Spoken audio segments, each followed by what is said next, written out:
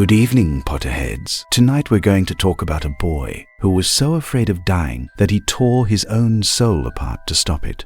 You know his name. Of course you do. Lord Voldemort. If these quiet stories help you drift off, follow along so you can find your way back. Now settle in, get comfortable, and let's go back to where it started. A cold orphanage, a long time ago, and a baby no one came for. There was a woman walking through London on the last night of the year, and she was dying. Nobody knew her. Nobody stopped for her. Snow was coming down over the city, thick and quiet, and she was heavy with a child who would be born within the hour, and she had nowhere left to go and no one left to turn to.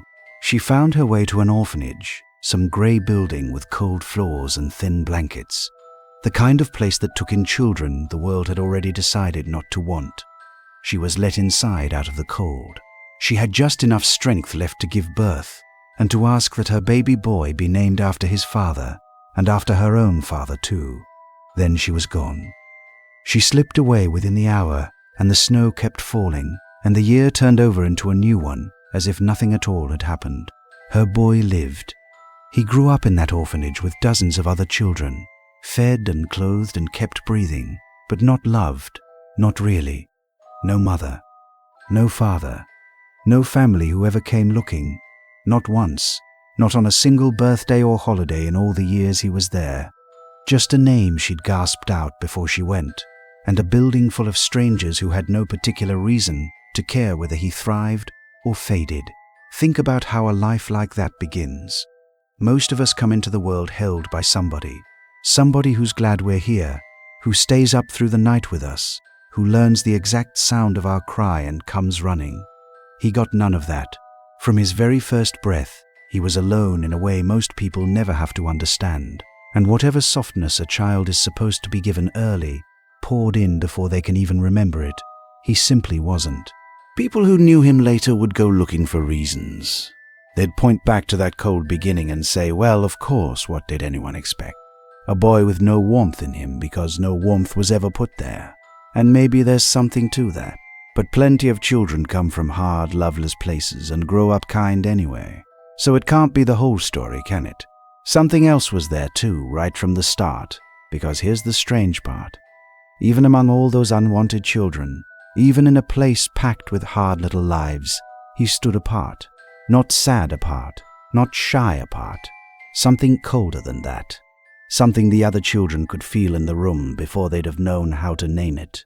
He didn't cry the way babies cry. As he got older, he didn't play the way children play, didn't squabble and make up and chase around the yard like the rest of them. He kept to himself, and he watched, and he had a way of fixing his eyes on a person that made grown adults shift and look away. The women who ran the place felt it too. They couldn't put it into words that made any sense, so mostly they didn't try, but they knew. Something about that particular boy was wrong. And it had been wrong since he was very small. Odd things happened around him, things nobody could explain, and nobody wanted to. A child who upset him might come down with a sudden terror they couldn't shake for days. A pet might turn up somewhere it had no way of reaching, in a state that made the other children go silent and pale. Small objects went missing and then reappeared in places they'd already searched. Trouble seemed to find anyone who crossed him, and it found them a little too neatly, a little too precisely, to feel like ordinary bad luck. He worked out early that he was the one making these things happen. He didn't have a name for it, didn't understand the first thing about what it actually was, but he understood the important part. He had something the others didn't, and he learned a lesson from that early on, a lesson that would shape every single thing he became. Being different meant being powerful, and if you could make people afraid of you, then you didn't have to need them for anything, so he used it. Carefully at first, the way a clever child tests a thing to see how far it'll go. He'd take little treasures from the other children, small things they loved, and hide them away where they'd never be found. If anyone dared accuse him, he had ways of making sure they didn't do it twice. He collected these stolen things and kept them close. He liked owning them. Even that young, he liked the feeling of having taken something that belonged to someone else, of holding a piece of quiet power over another person that they couldn't get back. What kind of child does that though? Where does it even come from? This early hunger to own and to frighten. in someone who's barely met the world yet. The people running the orphanage couldn't have answered you. They kept their distance, and they hoped, the way you hope about a strange child, that he'd grow out of it in time. He didn't grow out of it. He grew into it, the way a sapling grows into the shape you bend it toward. By the time he was old enough to really think, to really plan, he'd shaped himself into something careful and controlled. He hid the strangeness when hiding it served him. He could be polite, even charming, when charm got him closer to what he wanted, and he could switch it off the instant it stopped being useful. 2 faces already, in a boy that young, one for the daylight, and one underneath it. Down underneath there was the hunger, to be special, to rise above, to never once be the helpless one, the way his mother had been helpless on the night she lay down in that building and died. He didn't know her story yet, didn't know her name, or his father's name, or the first thing about why he'd been left behind, but the fear was already growing in him anyway, quietly, like something rooting in the dark. The fear of being ordinary, the fear of being weak, and the deepest one of all, though he couldn't have spoken it aloud, the fear of dying the way she had, alone, forgotten, unable to stop it from happening. That single fear would drive him the whole rest of his life. Every choice he made, every unspeakable thing that came later, you can follow a thread of it all the way back to a small boy in a cold orphanage who decided, very young and very completely, that he would never again be at anyone's mercy. He was still only a child through all of this, mind you. Still small, still stuck inside that grey building with its thin blankets and its long echoing halls. Still years away from grasping what he really was. To the world outside he was nobody at all. An orphan with an unsettling stare and no family to speak of. One more forgotten kid in a city already full of them. Something was coming for him though, or rather someone. Because a boy who could do the things he could do doesn't stay hidden in a London orphanage forever. Sooner or later the world he actually belonged to was going to come and find him. And when it did, when a stranger finally climbed those stairs and sat down across from him and told him the truth about himself, everything he thought he knew was going to crack wide open. He had no idea yet that he wasn't simply a strange boy. No idea there was a word for what he was, or a place full of others who could do the same impossible things, or a whole hidden world sitting quietly on the other side of a door he didn't even know was there. All he had was the orphanage, and the fear, and a stubborn private certainty that he was meant for more than this grey little life. Picture it from his side for a moment. Years of being the odd one, the feared one, the boy nobody claimed. Years of sensing you're different, without a single soul to explain why, or tell you what it means, or promise you it might one day be a gift instead of a curse. He carried that alone. He'd carried everything alone since the hour he was born, and that's the thing that stays with me about the very beginning of his story. Long before the terrible name, long before the world learned to be afraid of him, he was just a child who'd been handed nothing and left to make sense of it by himself. What he chose to build out of that nothing is the whole rest of the tale. But the nothing came first. What would you do, I wonder, if you'd grown up with no one and nothing, and then one ordinary day found out you carried a power the rest of the world could only dream about? Would it heal the empty place in you? Or would it just hand the fear something to build with and set you loose? Nobody at the orphanage would have called him a happy child. Careful, yes. Watchful, always. But happy isn't a word anyone reached for when they talked about him. And by the time he was 6 or 7, the grown-ups had mostly stopped trying to reach him at all. He'd learned to read people by then. Not the way most children learn it, slowly and warmly, through play and squabbles and friendship. He learned it the way you'd learn to read the weather if your life depended on it. Who could be pushed? Who would push back? Who was already afraid of him, and who hadn't figured it out yet? He watched the other children the way a cat watches a room, quietly, from the edge, missing nothing, and they felt watched. That's the thing about it. Kids can't always explain what unsettles them. but they know it the moment it's there, and every child in that building had learned to give him a wide berth. Not because he shouted or threw punches, he rarely bothered with either. Something quieter than that kept them away. Some animal sense that crossing him carried a price they couldn't picture, but didn't want to pay.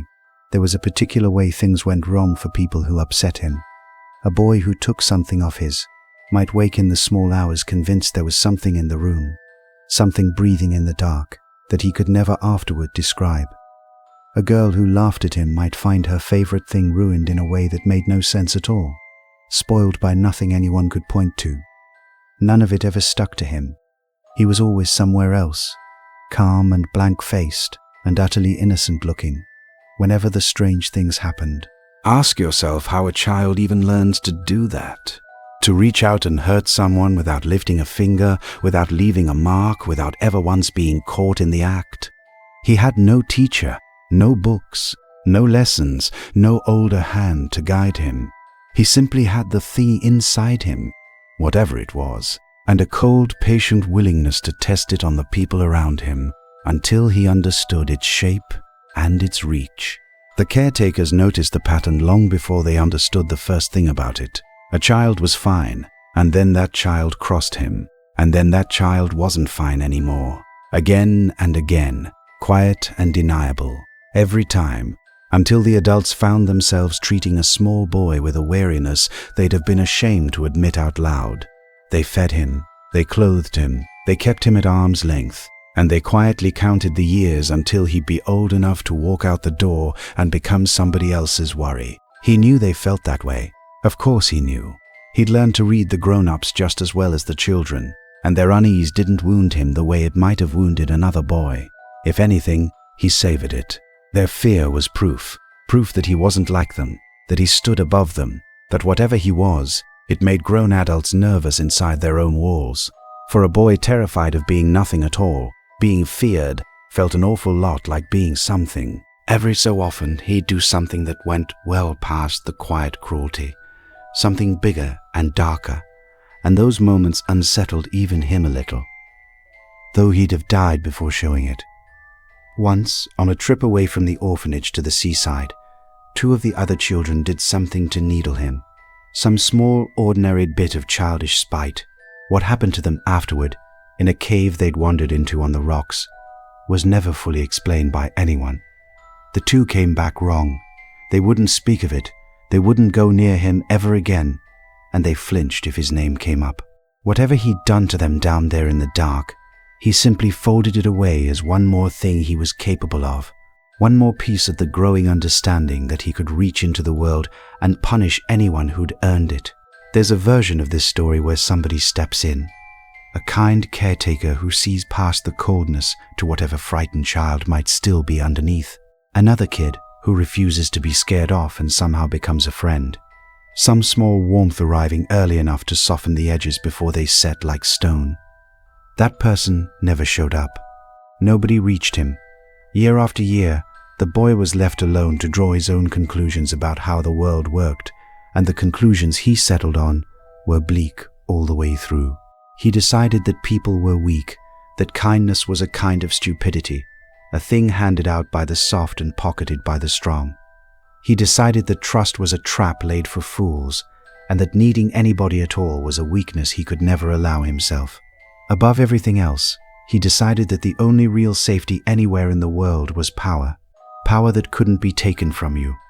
Power that meant you'd never again have to stand at the mercy of another living soul, the way his mother had stood at the mercy of the cold on the night she gave him up and died. Where does a 7-year-old learn to think like that, though?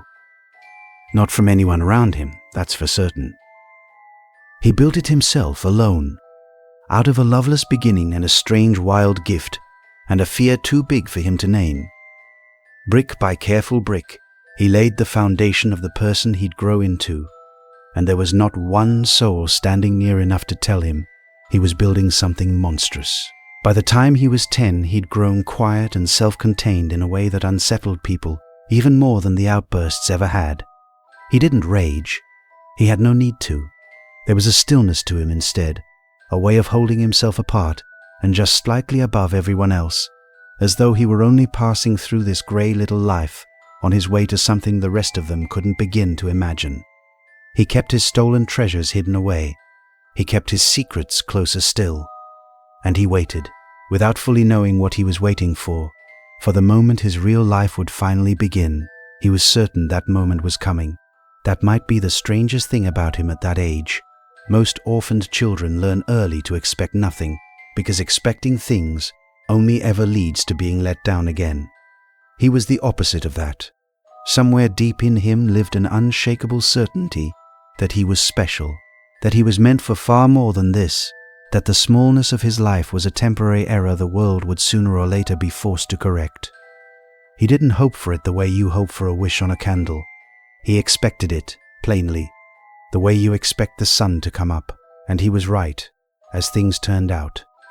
Something was coming for him, just not in the way he'd pictured it, and not from any direction he'd ever have thought to watch. Picture him on some ordinary grey afternoon near the end of his 10th year. A thin, dark-haired boy sitting alone in a plain little room, set apart from all the others, turning some small stolen thing over and over in his hands. Nobody visits him. Nobody calls his name with any warmth behind it. To anyone glancing in through the doorway, he's nothing at all, just a quiet odd orphan with a flat, unblinking stare and no future worth a second thought. Yet inside that quiet boy, the whole shape of a dark future already sits waiting. The hunger, the fear, the certainty, the cold, easy talent for hurting people, and the colder pleasure he took in doing it. Everything that would one day make an entire world flinch at the mere sound of a name, all of it is already there, folded up small and patient inside a child that nobody wanted and nobody claimed. He just needs someone to open the door, someone to climb those stairs, sit down across from him, and tell him the one thing he's been waiting his whole short life to hear, that he isn't ordinary, that he never was, that there's a proper name for what he is, and a place where others like him gather from all over, and a door standing wide open into a hidden world that's been waiting on him this entire time. That knock is coming. It's nearly here, in fact, closer than he knows. And when it finally lands, the strange and frightening child of the orphanage is going to take his first real step toward becoming something the world has no name terrible enough to hold. Something else worth sitting with before we go on. For all his coldness, for all the fear he stirred up in that building, he was still a child sleeping in a narrow bed under a thin blanket in a place that didn't love him. He still woke in the dark sometimes. He still ate the same plain food and wore the same worn clothes and lined up with the same forgotten children every morning. Whatever he'd decided about the world, whatever armor he'd built, the plain facts of his life were still the facts of a boy who had absolutely no one. And a small, hard part of him must have known that, must have felt it in the quiet hours, however deep he buried it. Maybe that's part of where the hunger came from, not just the fear of dying weak, but the ache of a child who'd never once been chosen, never picked first, never wanted for his own sake by a single person on earth. He couldn't ask for that, couldn't even let himself want it out loud, so he turned it into something else. He turned it into a hunger for power, because power was a thing he could actually get his hands on, and love was a thing that had already proven it wasn't coming. You can almost feel sorry for him at this point in the story. Almost. He's still just a boy after all, and none of what he'll become has been done yet. There's still, in theory, a road that turns some other way, a different life he might have lived if the door that opened for him had opened onto warmth instead of more shadow. There was a woman who ran the orphanage in those years, and she'd seen a great many children pass through her doors, happy ones and sad ones, wild ones and broken ones, children who arrived frightened and left a little less so. She'd learned over all that time how to read a child and how to soothe one, but she never learned how to read him, and she never once managed to soothe him, and somewhere along the way she stopped trying and simply started watching him instead, the way you'd keep half an eye on a fire you weren't sure was really out. She could have told you stories, that woman, if she'd been willing to, about the odd hush that seemed to follow the boy down a corridor, about the way animals wouldn't settle near him, about the children who came to her white-faced and shaking and couldn't say why, only that they wanted to be moved to a different room, away from him, please, anywhere away from him. She never had proof of anything. That was always the trouble. Every single thing about him could be explained away one incident at a time, and it was only when you laid them all side by side, years of them, that the pattern rose up out of the pile and made the back of your neck go cold. He gave her nothing to work with either. No tantrums she could punish. No lies she could catch him in cleanly. He was polite to her face, unfailingly so, with a politeness that somehow felt worse than rudeness would have, because you could tell it cost him nothing and meant nothing, and could be switched off the instant it stopped being useful. She'd look into that calm young face and get the distinct and awful feeling that she was being studied, measured, filed away for some purpose she couldn't guess at. And she was, of course. He studied everyone. He was always measuring, always working out what a person wanted and what they feared, and how those two things might one day be used. He did it without effort, without even seeming to think about it, the way you or I might notice whether it's raining. People were puzzles to him, and puzzles were made to be solved, and a solved person was a person you could move around however you liked. Think about how lonely that is, though underneath, to move through the world seeing everyone as a lock to be picked, and no one, not one single soul, as a friend. He'd never had the other thing. He didn't know what he was missing, not really, and a person can't grieve for something they've never once held, but the absence was there all the same, shaping him, hollowing out a space where warmth was supposed to go, and filling it slowly with something harder. He was almost 11 now, tall for his age, thin, dark-haired, with those watchful eyes that made grown adults find reasons to be elsewhere. He had his hidden trophies, and his hidden certainty, and his growing catalogue of things he could do to people who crossed him. He had a whole self built and waiting, sharpened and ready, and absolutely nowhere yet to point it. And soon, very soon, the world would hand him something to point it at.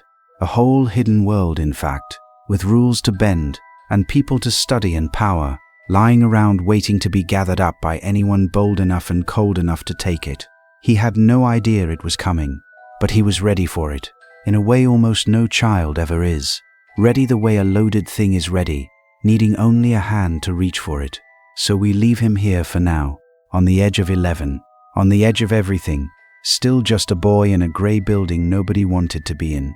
Still, to the outside eye, a nobody, waiting, without knowing it, for the knock that would finally tell him who he really was. What would you have wanted for him, I wonder, if you'd been that tired woman watching him from the doorway? To be saved somehow, softened, turned toward the light while there was still time? Or would you have looked at those calm, cold eyes and felt, deep down, that it was already far too late for wanting anything at all? A man came to see him in the summer before his 11th birthday. Not a caretaker, not an inspector. Nobody from the grey, ordinary world the boy had always known. A visitor unlike any the orphanage had ever let through its doors, dressed in a way that didn't fit the plain little office he was shown into, with a manner that was gentle and sharp at the very same time. The boy had been told, of course, that someone wanted to see him. He'd have walked in already suspicious, already reading the stranger, already working out what this person wanted and how it might be turned to his own use. He trusted no one on sight. He never had. So he sat down across from this odd visitor, with his guard up and his face smooth, giving nothing away, waiting to see what the game was. What the visitor said changed the whole course of his life. He told the boy the truth, that he wasn't ordinary and never had been, that the strange things he could do, the things that frightened the other children, the things nobody could explain, they weren't madness and they weren't a curse. They were magic, real magic. And there was a school, far away, a whole school, built to teach children, exactly like him, how to use what they had. Imagine hearing that, after the life he'd lived. Every strange thing he'd ever done, every moment he'd felt set apart and above, suddenly had a name and a home. He wasn't broken, he wasn't alone in it. There were others, a whole hidden world of others, and a place waiting to take him in. For a boy who'd spent his entire childhood certain he was meant for something greater, this was the proof, landing in his lap at last. But he didn't melt with joy, the way most children would have. That's the telling part. His first instinct wasn't wonder or gratitude, it was hunger, and it was calculation. He wanted to know how much power this school could give him. He wanted to know what he could do with it, how far it might take him, what doors it might open that had always been shut. Even in the first minutes of learning the truth about himself, he was already thinking about how to use it. He tested the visitor too in his careful way. He wanted the stranger to understand that he was special, even among the special, that he could already do things other children like him couldn't. He half showed off and half warned, the way he always did, letting a little of the darkness show to see how the man would react. He mentioned, almost proudly, some of what he could already do to people, the making them hurt, the making them afraid, the taking of things that weren't his, and the visitor's reaction told the boy something he filed away and never forgot. The man didn't praise those things, didn't flinch from them either, not exactly, but made it plain, quietly and firmly, that the school had rules, and that the way the boy had been using his gift would not be tolerated there. A line got drawn in that little room, gently but clearly, and the boy felt it. Someone had finally seen the shape of what he was, and hadn't been impressed by it, and had drawn a line. He didn't like that, you can be sure of it. He'd spent his whole life making adults nervous, keeping the upper hand, staying the one thing in the room nobody could quite manage, and here was a person who saw straight through him, wasn't afraid, and treated the darkness in him not as impressive, but as a problem to be corrected.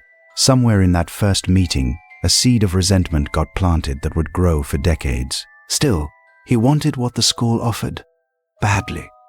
So he kept his temper, and he took the offer, and he began to prepare in his own way for the world that had finally come to claim him. He'd been given money to buy what he needed, and he went and got it. And he stepped for the first time into the hidden streets and shops of the magical world. You can picture how his eyes must have moved over all of it, not with a child's delight, with an owner's assessment. Mine, he'd have been thinking. All of this, one day, mine. There was one more thing that came out of that first meeting, and it mattered.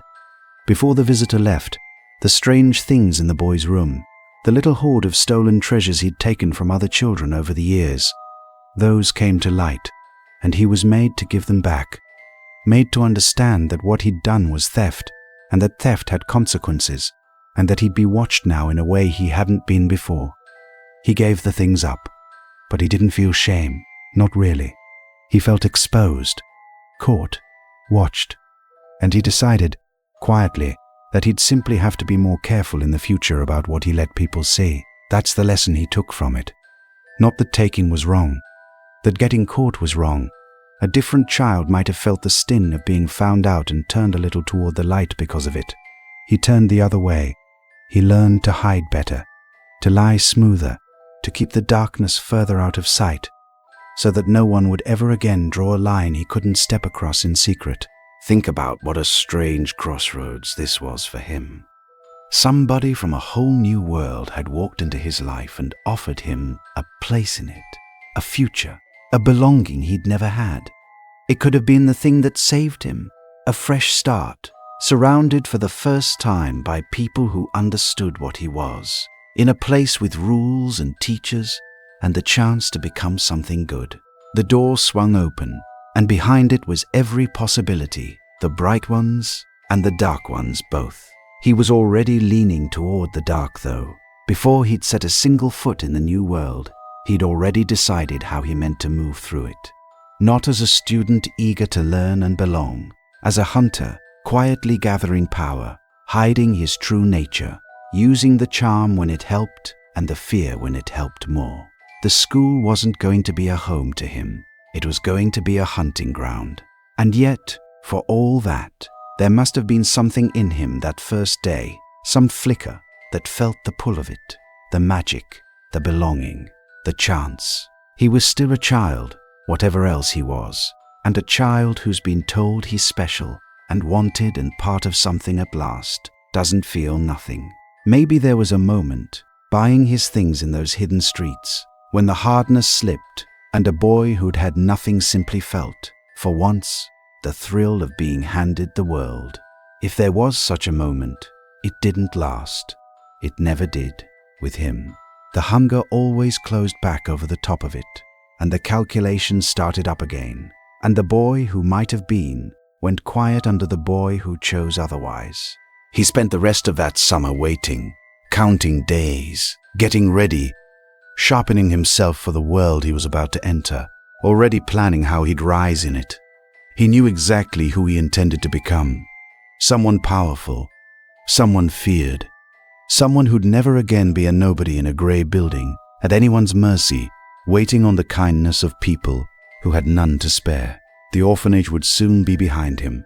The strange child would step out of it and into a place where the strange things he could do were the whole point, where power was real and gatherable and lying around for the taking.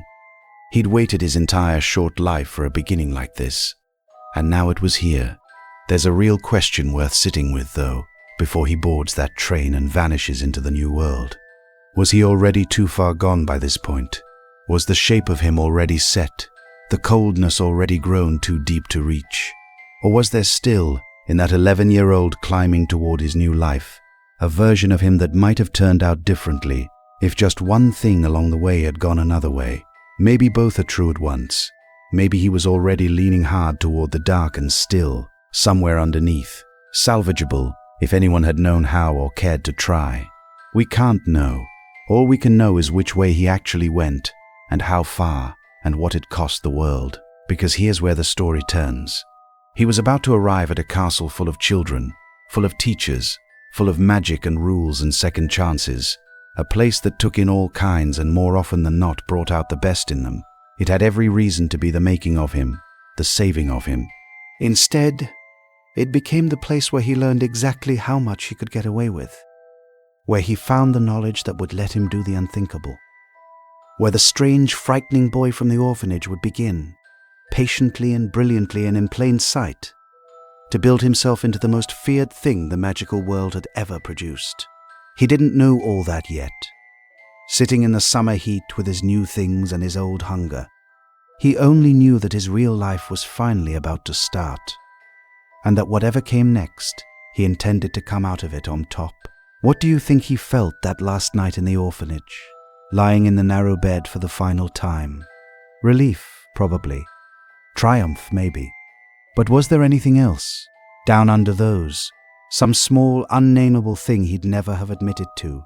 A child, leaving the only home he'd ever known, even a cold and loveless one, to step alone into somewhere he'd never been.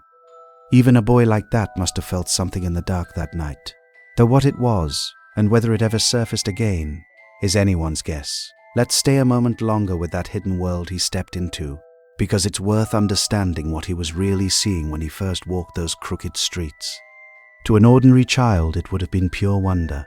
Shops full of impossible things, people in strange robes going about ordinary errands as though flying broomsticks and living portraits were nothing at all.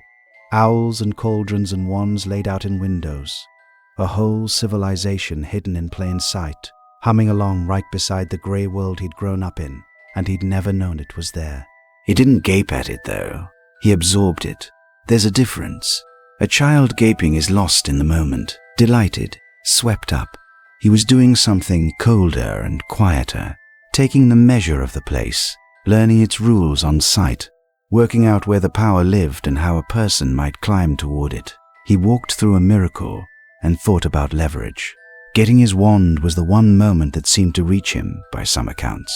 There's a particular thing that happens when a wand chooses its owner, a kind of recognition, and when his found him, it apparently carried a weight the shopkeeper remembered long afterward. The man who sold it to him felt something he didn't like, some hint of what this quiet boy might one day do with the thing now in his hand. He sold it anyway. That's how these things go. The tool doesn't choose based on good or evil. It chooses based on power, and the boy had plenty. He held that wand, and for once, maybe felt the truth of what he was all the way down. Not just told about it, not just shown. Felt it, humming in his own hand, his own to command. Whatever else the magical world would come to mean to him, that first real taste of holding power meant for him specifically, that would have landed somewhere deep. So he had his wand, and his robes, and his books, and his cold plans. He had a name for what he was at last. He had a whole world opening in front of him, and a train that would carry him into the heart of it. Everything a boy could want, handed to someone who'd been given nothing his whole life. And what he chose to do with it is the rest of the story. Would it have gone differently if the person who'd come to fetch him had been warmer? If instead of drawing a line and giving him a wariness to resent, that first visitor had wrapped an arm around him and made him feel for the first time genuinely wanted? Maybe not. Maybe the boy was already the boy. But you do wonder, don't you, how much of what came later was set in stone, and how much was still, even then, hanging in the balance. One more thing happened in that first meeting that's worth telling, because it shows you exactly who he already was. When the visitor first explained about the magic, the boy didn't simply accept it. He'd spent his life being lied to or ignored or handled, and he wasn't about to take a stranger's word for anything. He wanted proof. And when proof came, when he saw with his own eyes that this man could do things no ordinary person could, his reaction wasn't fear, and it wasn't awe, it was appetite. He wanted to be able to do that too. More than that, he wanted to be able to do it better than anyone. He asked questions, sharp ones, the questions of someone already planning. Not childish questions about whether he'd make friends or what the food was like. He wanted to know about the limits of magic, about what the most powerful witches and wizards could do, about whether there were things beyond even then, secrets, deeper powers, doors most people never opened. Already at 11, before a single lesson, he was reaching past what he was allowed to know toward what he wasn't. The visitor would have noticed that, would have felt the wrongness of a child asking those particular questions in that particular way. And still the offer stood, because the school took all who had the gift, the gentle and the frightening alike, and because perhaps there was a hope even then that the right surroundings might turn a boy like this towards something better. Hope is a stubborn thing. People kept extending it to him long past the point where the evidence said they shouldn't. He pocketed all of it. The offer, the wariness, the sense of being seen and not being feared. The first taste of a world where power was real. He took it away with him into that last orphanage summer and turned it over and over, the way he turned over his stolen treasures, working out how each piece might serve him. By the time autumn came and the train was waiting, he'd made himself ready. Not ready to learn and belong, ready to rise. And so the strange child left the grey world behind and stepped toward the castle, carrying everything he'd become and everything he intended to be. What waited for him there would give him more than he'd ever dreamed of: knowledge, power, a stage, and in time, the one piece of forbidden understanding that would let him try to cheat the very thing he feared most. But that's still ahead of us. For now he's just a boy on the edge of a new world, certain he's about to become someone at last. Was he right to be so certain, I wonder? And should the rest of that world have been more afraid than it was, watching him climb aboard? The train carried him north, away from everything grey and known, into country he'd never seen. Hills rolling past the window, water, sky that went on and on. Somewhere at the end of that ride was the castle, and the boy sat through the whole long journey with his plans folded up inside him, watching the ordinary world fall away behind. When he first saw the place, even he must have felt the size of it.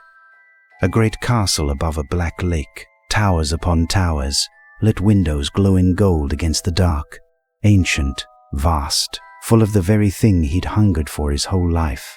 Other children gasped at the sight of it, and maybe he did too, in his own contained way. But where they saw a school, he'd have seen a kingdom, somewhere worth ruling. One day, he was sorted, like every child, into one of the 4 houses. And the house that took him was the one known for ambition, for cunning, for producing witches and wizards who wanted to be great and weren't shy about it. It fit him like a glove. The house had a long history, and one founder in particular whose name and legacy would come to matter to the boy more than anyone yet guessed. But that first night, he was simply another new student finding his table, blending in, watching, learning the room. From the start, he was careful about how he appeared. He'd learned that lesson in the orphanage, and he applied it now with real skill. To his teachers, he was a model student, polite, brilliant, hard-working, the kind of boy who made an impression on grown-ups and left them thinking, here at last is a young man who'll go far. He wore that face beautifully, and most of them never once saw behind it. His classmates got a slightly different version. To the other children in his house, especially the ones from old powerful families, he made himself useful and impressive, and a little bit frightening all at once. He gathered a circle around him. Not friends exactly. He didn't have friends, but followers. Boys who admired him, or feared him, or wanted to be near whatever it was that made him different. He was building something even then, a small court of his own, though nobody would have called it that yet. Think about how quickly he understood the game. Most 11-year-olds are just trying to keep up, find a friend, not get lost on the way to class. He arrived already knowing that power in a place like this came from being admired by the right people and feared by the rest, and he set about arranging exactly that. He was playing a long game from his very first week, and playing it better than students twice his age. He was, by every account, extraordinarily talented. That part wasn't an act. Magic came to him easily, and the darker and stranger branches of it came easiest of all. He soaked up everything he was taught, and then went looking, quietly, for the things he wasn't. He haunted the library. He asked careful questions. He read far beyond his years, always circling toward the subjects the teachers steered students away from, and he was charming when charm served him. That's the thing people always remember, the ones who knew him then. Not a snarling villain, a handsome, clever, courteous boy who could make a teacher feel brilliant for having taught him, who could make a lonely classmate feel chosen for having been noticed. The charm was a tool, cold and deliberate, but it worked, and it worked for years, and it fooled almost everyone. Almost everyone. There was one teacher who never quite bought it. One who looked at the polished, praised, promising young student and felt the same chill the orphanage had felt, and watched him a little more closely than the rest. The boy knew he was being watched too, and resented it, and was careful around that one man in a way he didn't bother to be around the others. A quiet game of watching and being watched started up between them, and it would last for the rest of the boy's life. But one wary teacher wasn't enough to slow him down. He rose. Year by year, he made himself into the golden student, the one held up as an example, trusted with responsibilities, handed small powers that he quietly stored away and built upon. He collected the trust of important people the way he'd once collected stolen trinkets, and he understood that trust was worth far more than any trinket, because trust let you get away with things. There was a hollowness under all of it, though, and it's worth naming. He had no real friends. He didn't want any, or told himself he didn't. The followers were useful, and the teachers were fooled, and the whole castle admired him, and still, at the center of all that success, there was a boy entirely alone, trusting no one, loving no one, using everyone. He'd built exactly the life he thought he wanted, and it was as cold at the middle as the orphanage had ever been. He didn't seem to mind. That's what set him apart from an ordinary lonely child. He decided long ago that connection was weakness, and that solitude at the top was strength, and he lived by it without apparent regret. Where another boy might have felt the emptiness and reached for something to fill it, he simply filled it with ambition and told himself that was better. What did he actually want in those early years at the castle? Not friends, not love, not even happiness really in any way you or I would recognize it. He wanted to be exceptional. He wanted to be recognized as exceptional. And underneath both of those, driving everything, he wanted to be safe, permanently safe, in a way no one could ever threaten, from the one thing that had haunted him since the night he was born, the possibility of ending, of dying, of being snuffed out and forgotten like his mother in the snow. He didn't have the means to chase that yet.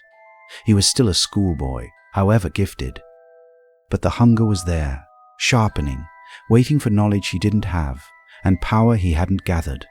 And a castle full of ancient secrets was exactly the wrong place, or the right place, depending on how you look at it, for a boy like that to go looking. Because there were things hidden in that school. Old things. Secrets built into its very stones by the founders themselves, centuries before. And one of those founders, the one whose house had claimed the boy on his first night, had left behind a secret that the boy became obsessed with uncovering. A chamber, a hidden thing, a legacy meant only for a true heir. And the boy became convinced, with a certainty that turned out to be right, that the heir was him.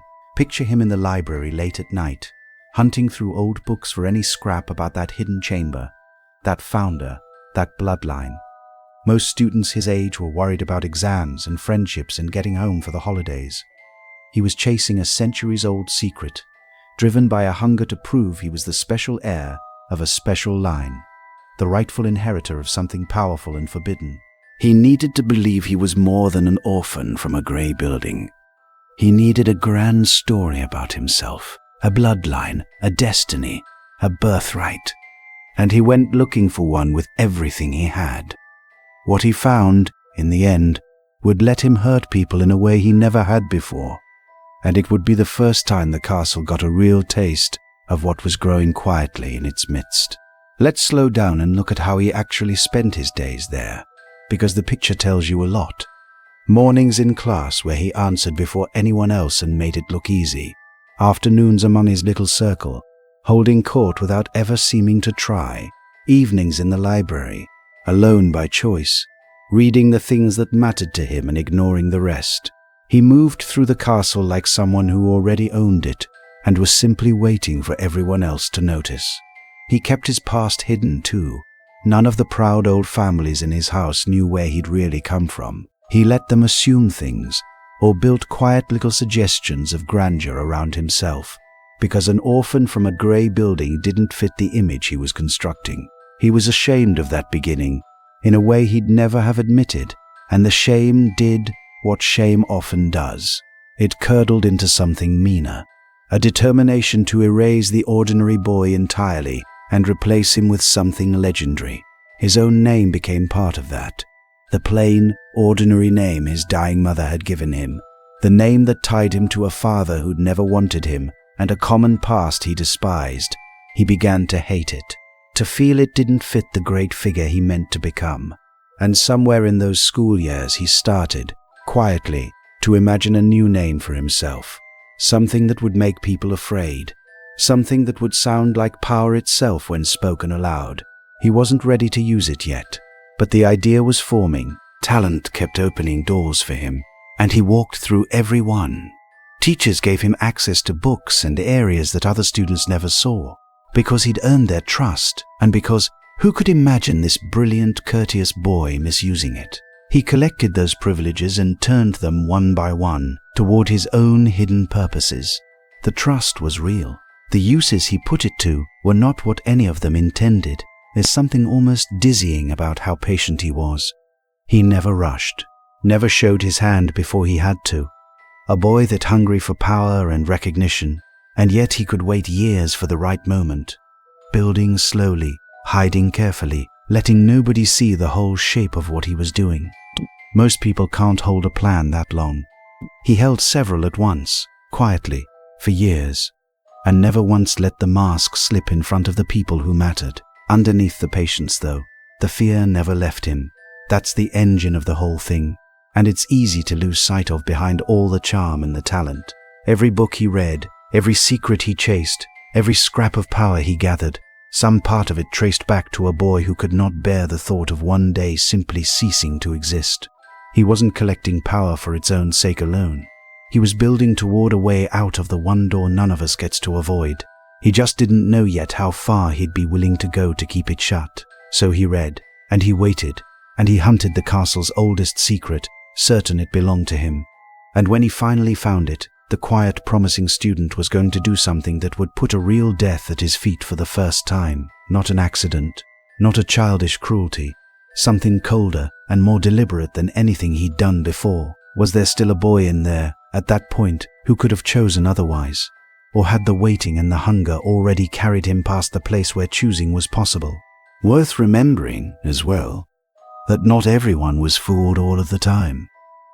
Among his own housemates, some of them caught glimpses. A follower who saw the cold flash behind the charm and learned quickly never to mention it. A classmate who crossed him once and found the experience unpleasant enough never to repeat it.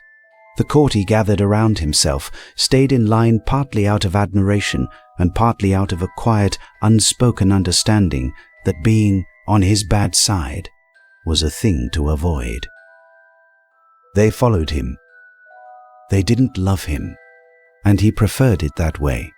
He learned things from those followers too, how to command without seeming to, how to make people want to please him, and then how to make them afraid of displeasing him, and how to hold both of those at once so a person never quite knew where they stood.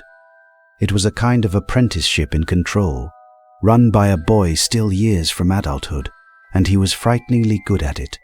The habits he built in those years, the little cruelties and the careful manipulations, would scale up one day into the way he ran a whole movement.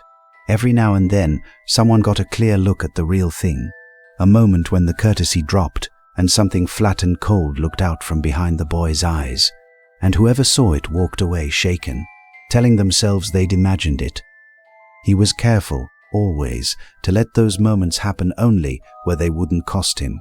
A follower could see the truth, a wary teacher could suspect it, but the people whose good opinion he needed saw only the golden student, right up until it was far too late. And through it all, quietly, the plan for the hidden chamber kept moving. He'd narrowed down what he was looking for. He'd convinced himself correctly that he carried the blood of the founder, whose secret it was. He was closing in on a thing that had stayed hidden for centuries, a thing meant to be opened only by a true heir, and he meant to open it and use what lay inside, not to protect anyone, to prove himself, and to punish the kinds of people that founder had despised. So we leave him here, mid-climb, a brilliant and admired boy with a monstrous secret purpose taking shape behind his eyes. The castle that might have saved him had instead given him a stage, a library, and a legend to chase. He was so close now to the first truly terrible thing he'd do, and the awful part is how little anyone around him suspected, right up until the moment the school learned, in the worst way, exactly what had been growing in its midst. Would you have seen it coming if you'd sat beside him in class every day? Or would you, like all the rest, have simply thought, here's a clever, charming boy who's going to do something great one day? He found it in his 5th year, not by luck, by the same patient hunting he'd been doing since his very first week in the castle. Book after book, question after careful question, until the pieces finally lined up. Somewhere deep beneath the school, hidden for 1,000 years, there was a chamber built by the founder whose blood he carried. And inside it, according to the old stories, slept something meant to be woken only by that founder's true heir. Imagine what that discovery did to a boy who'd spent his whole life needing to be special. He wasn't just gifted anymore. In his own mind, he was chosen, descended, the rightful heir of one of the 4 great founders, carrying a bloodline and a birthright that made every other student in that castle beneath him. All the loneliness of the orphanage, all the years of being nobody, folded away under this one enormous fact. He wasn't ordinary. He'd never been ordinary. He was owed something, and he intended to collect. He worked out how to open the entrance.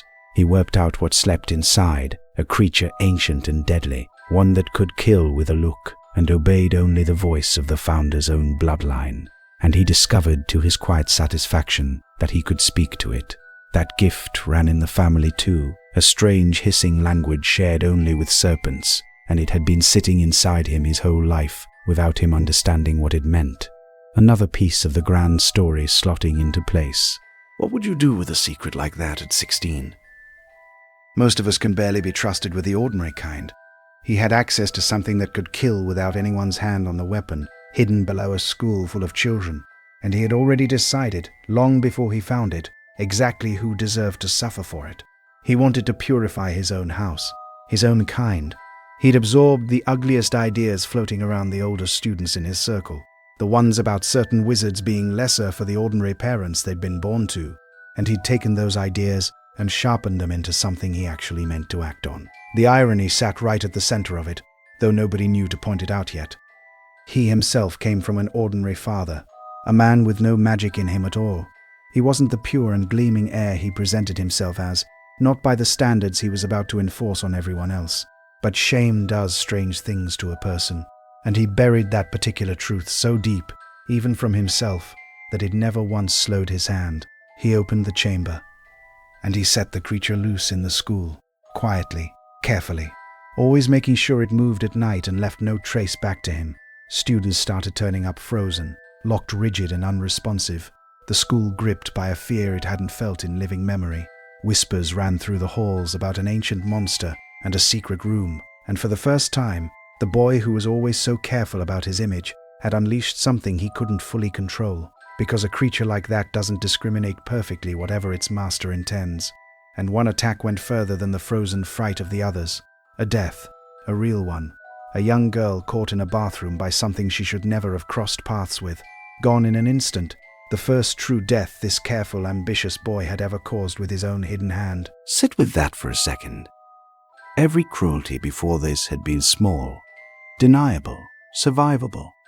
A frightened classmate, a ruined toy, a humiliated bully who never spoke of what happened in that seaside cave. This was different. This was a girl who woke up that morning expecting an ordinary day and never got to finish it because a 16-year-old boy wanted to prove he was special and didn't much care who paid for the proof. The school panicked, understandably. Talk of closing the place entirely started circulating, and the boy, watching all of this unfold, felt something that should worry us more than almost anything else in his whole story. Not horror, not grief. He felt the thing tightening around him and reached, immediately and coldly, for a way to survive it, rather than a way to make it right. There was another student that year, a slower, heavier boy, awkward and not particularly clever, who spent time near the very bathroom where the creature had struck, and who happened to own a strange, sinister sort of pet. The golden student saw his opportunity and took it without a flicker of hesitation. He pointed the finger. He let suspicion fall on someone else entirely, someone who'd done nothing at all, and he did it smoothly enough that almost nobody thought to question it. The other boy was blamed, ostracized. His life at that school effectively ended right there, years of suspicion and whispers following him afterward for a horror he had no part in. And the actual heir, the one who'd opened the chamber and loosed the creature and caused a death, walked away from the whole affair with his reputation not just intact, but somehow polished. Brave student helps uncover the culprit. That was the story that stuck. He'd turned a murder into a credit to his own name. Think about the sheer coldness that takes. Not just doing the killing, if we're honest about how directly his choices led to it. Framing an innocent person for it afterward, and doing so with enough charm and precision that the frame held for years, decades even, before the truth ever came fully to light. He didn't panic under pressure. He used the pressure. That's the difference between an ordinary dangerous person and the kind he was turning into. He sealed the chamber back up once the danger to himself had passed, hiding the entrance again, tucking his secret weapon away for another day rather than risk it a second time so soon. Patience again, always patience. He'd proven what he needed to prove to himself, and now the smart move was to vanish back into being the golden student, letting the fear die down, letting the framed boy carry the suspicion instead. And he did exactly that, slipped back into brilliance and charm and quiet ambition, as if none of it had happened, finishing out his years at the school with honors, with praise, with teachers who'd have laughed at the idea that this particular student was capable of anything like what had actually occurred beneath their feet. The mask held. It always held. That was, in its own dark way, his greatest talent. What does it do to a person, getting away with something like that so completely and so young? Most people who do something terrible carry some weight afterward, some crack in the surface. He didn't seem to. If anything, it confirmed what he'd already believed about himself, that he was above the rules other people lived by, that consequences were things that happened to other, lesser people, the ones who weren't careful enough or clever enough to avoid them. He left that castle eventually as one of its most celebrated students in years. Prizes, praise, a bright future assumed by everyone who thought they knew him. And hidden underneath every bit of that shine sat a boy who'd already killed once, framed an innocent person for it, and felt nothing about either that would slow him down going forward.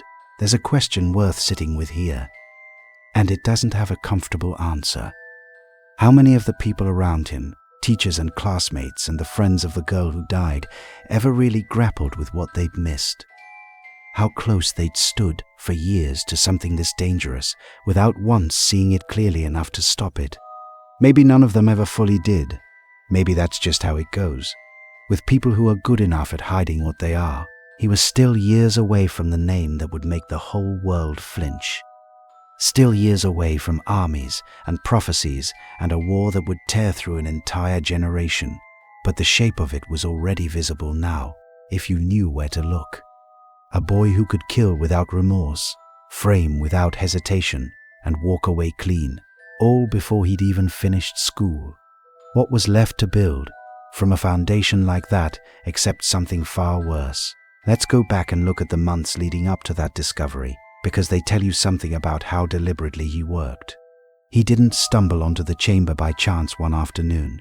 He spent years circling it, picking up fragments from old texts, comparing family names in dusty records, asking teachers questions that sounded like idle curiosity and were nothing of the sort.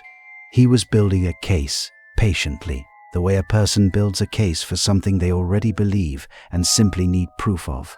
Along the way, he found out things about his own family that most people would have found devastating. His father's side meant nothing to the magical world at all. An ordinary man who'd wanted nothing to do with magic, or the woman who'd loved him. His mother's side, though, traced all the way back to the founder he was hoping for, a line that had grown thin and strange over the generations, ending in relatives who by the time he found them were poor, isolated, and not quite right in the head from decades of marrying only within their own small circle. He went and found them, actually, tracked down the last of that line, an uncle living alone in a crumbling old house, half mad with isolation and pride, in a bloodline that had given him nothing but poverty and loneliness. It should have been a warning, seeing where that proud old blood actually led when you followed it far enough. A miserable old man alone in a ruin, boasting about ancestry to nobody who cared. The boy didn't see a warning. He saw confirmation, proof that he really was who he suspected himself to be. There's something almost sad in that visit, if you let yourself think about it. A brilliant boy so hungry for a family, any family, that he'd take the wreckage of this one and call it a birthright. He wasn't looking for love from that broken old man. He was looking for a story that made his own existence feel less like an accident. And when he found one, however grim the reality behind it, he held on to it with everything he had. The old man didn't survive that visit as it happened, and neither did the ancient artifact he'd been guarding jealously for years. Both disappeared from that crumbling house around the same time, and the boy returned to school not long after, with a new trophy tucked away among his growing collection, and a piece of family history quietly, permanently erased. He was already learning something he'd rely on for the rest of his life, that inconvenient witnesses to his past could simply stop existing, and that the world rarely asked hard enough questions about a lonely old man nobody would miss. Think about how much of his story runs on things vanishing quietly. Stolen toys nobody could prove were stolen, frightened children who wouldn't say what happened, an uncle who inconveniently died right when his usefulness ran out. A pattern was forming, and it would keep forming for the rest of his life, wherever he went.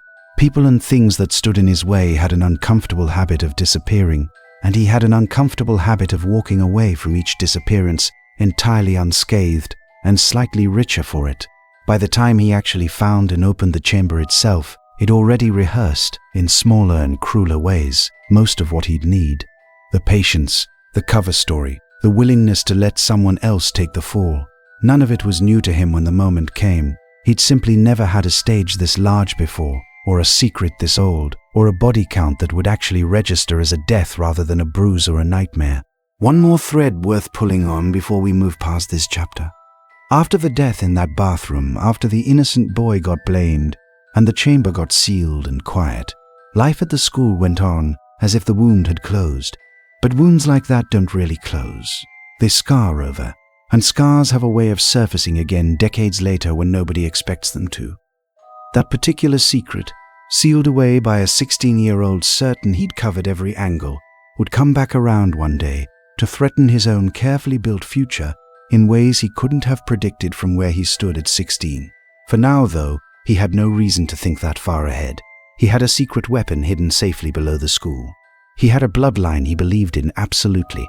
He had a reputation as untouched as the day he arrived, maybe even shinier for having helped, so everyone believed, uncover the culprit behind the attacks.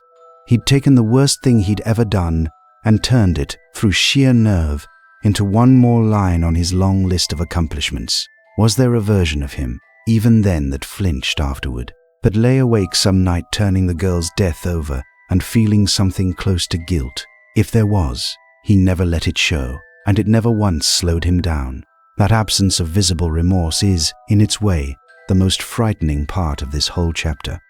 Not the monster in the chamber, the boy who let it loose and slept just fine. And what about the girl herself? The one whose name barely made it into most retellings of this story. She had a life before that morning, friends, a family who loved her, an ordinary future she was supposed to get to have. All of that ended so that a teenage boy could confirm a theory about his own bloodline. It's easy to get swept up in the scale of what he became later and forget that it started here, small and specific and entirely avoidable, with one frightened girl in a bathroom who never did anything to deserve what found her. There's a particular kind of fear that only grows sharper as a person gets older, and by the time he was in his final year at school, it had started gnawing at him in earnest. Death. Not other people's death, which had never troubled him much. His own. The plain, unavoidable fact that every witch and wizard, however powerful, eventually dies, and that all his talent and all his careful climbing would count for nothing in the end if he couldn't find a way around that one final door. Most people carry that fear quietly and learn to live alongside it. He wasn't built to live alongside anything he found unacceptable. He'd spent his whole life refusing to accept the things other people simply endured, being unloved, being powerless, being ordinary, and he approached the fact of death with exactly the same refusal. Somewhere in that final year, the vague dread he'd carried since childhood sharpened into an actual question. Was there a way to stop it? And if there was, he intended to find it. He went looking in the same place he always went looking, and by then he had more access to it than almost any student the school had ever produced. Teachers trusted him completely. Doors that stayed shut to other students opened for him without a second thought, because who would question the golden student, the prize pupil, the boy every professor wanted to claim as their own success story? He used that trust the way he'd always used trust, as a key. There was one teacher in particular he zeroed in on, a man who taught at the school and who happened to know things, old things, dangerous things, the kind of knowledge that wasn't written down in any approved textbook. The boy cultivated that teacher the way he cultivated everyone useful to him, with charm, with attentiveness, with the particular skill he had for making a person feel singled out and understood. It worked, mostly. It worked for a long time.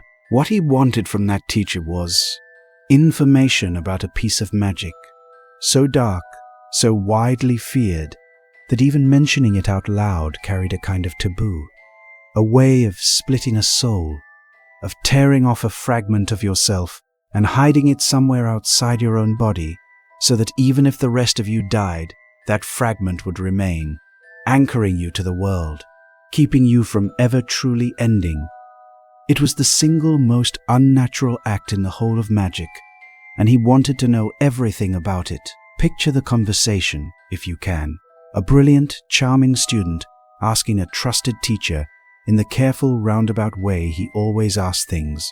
Hypothetically, of course, purely out of curiosity, whether a person could split their soul more than once. Not just into two pieces, into several. He wasn't asking about survival anymore. He was asking about multiplication, about taking that one already monstrous act and doing it again and again until death would have to find every single fragment before it could ever claim him at all. The teacher, to his credit, understood exactly how dangerous that question was and tried to back away from it, tried to shut the conversation down, sensing too late what kind of student he'd let get this close. But the boy had already learned that afternoon everything he needed. He had his answer, whether or not the man wanted to give it to him outright, and he carried it away with him, folded into his plans, the way he'd carried away every other secret the school had ever handed him. What kind of person actually wants this, though? Most of us fear death and leave it there, an ache we manage rather than a problem we solve. He looked at that same fear and saw an engineering question. How many pieces? How to hide them? How to survive an act so unnatural that it would leave him, by every account, less human each time he did it. He knew that cost going in. He decided it was worth paying. Because here's the part that's almost impossible to sit with comfortably. This wasn't magic you stumbled into by accident. Each act required an act of real, deliberate murder. A soul torn apart specifically through the violence of taking another life. To split his soul multiple times meant killing, over and over, on purpose, purely for the sake of his own survival. He wasn't horrified by that requirement. He was, if anything, prepared for it. He'd already killed once and framed an innocent boy for it without losing a night's sleep. This was simply the next logical step for someone who'd already proven he could live with far worse than a guilty conscience. He left school not long after that conversation, carrying more dangerous knowledge in his head than almost anyone alive, and carrying a plan that most witches and wizards would have found unthinkable even to consider. Where an ordinary graduate worries about finding work and making a living, he was quietly working out the mechanics of tearing his own soul into pieces and scattering them across the world, like something too precious to keep in one place. It's worth pausing on how alone he must have been in that plan. There was no one to talk it through with, no confidant, no partner in any of it, because the entire architecture of his life had been built around never needing anyone and never trusting anyone. He was about to do something that would remake his very self at the deepest level, and he was going to do it entirely alone, in secret, with nobody to tell him to stop or even to ask why. And there's a strange, sad logic sitting underneath all of it, if you look closely. A boy so afraid of ending up like his mother, dead and alone and forgotten in the cold, decided the answer was to become someone who could never really die. But look at what that answer actually cost. Each fragment of soul he intended to tear away would leave him a little less whole, a little less anything you could call a person in the way the rest of us mean it. He wasn't just trying to escape death. He was trying to escape being fully alive at all, trading pieces of himself for a guarantee that some scrap of him, however hollow, would always remain. Did he understand that trade at the time, or only see the survival and miss the cost? It's hard to say. He was brilliant, but brilliance and self-understanding aren't the same thing, and a person who's spent his whole life running from feeling anything at all might not notice, or might not care, that the price of permanence was becoming less and less like a person with every piece he gave away. He had the knowledge now. He had the will.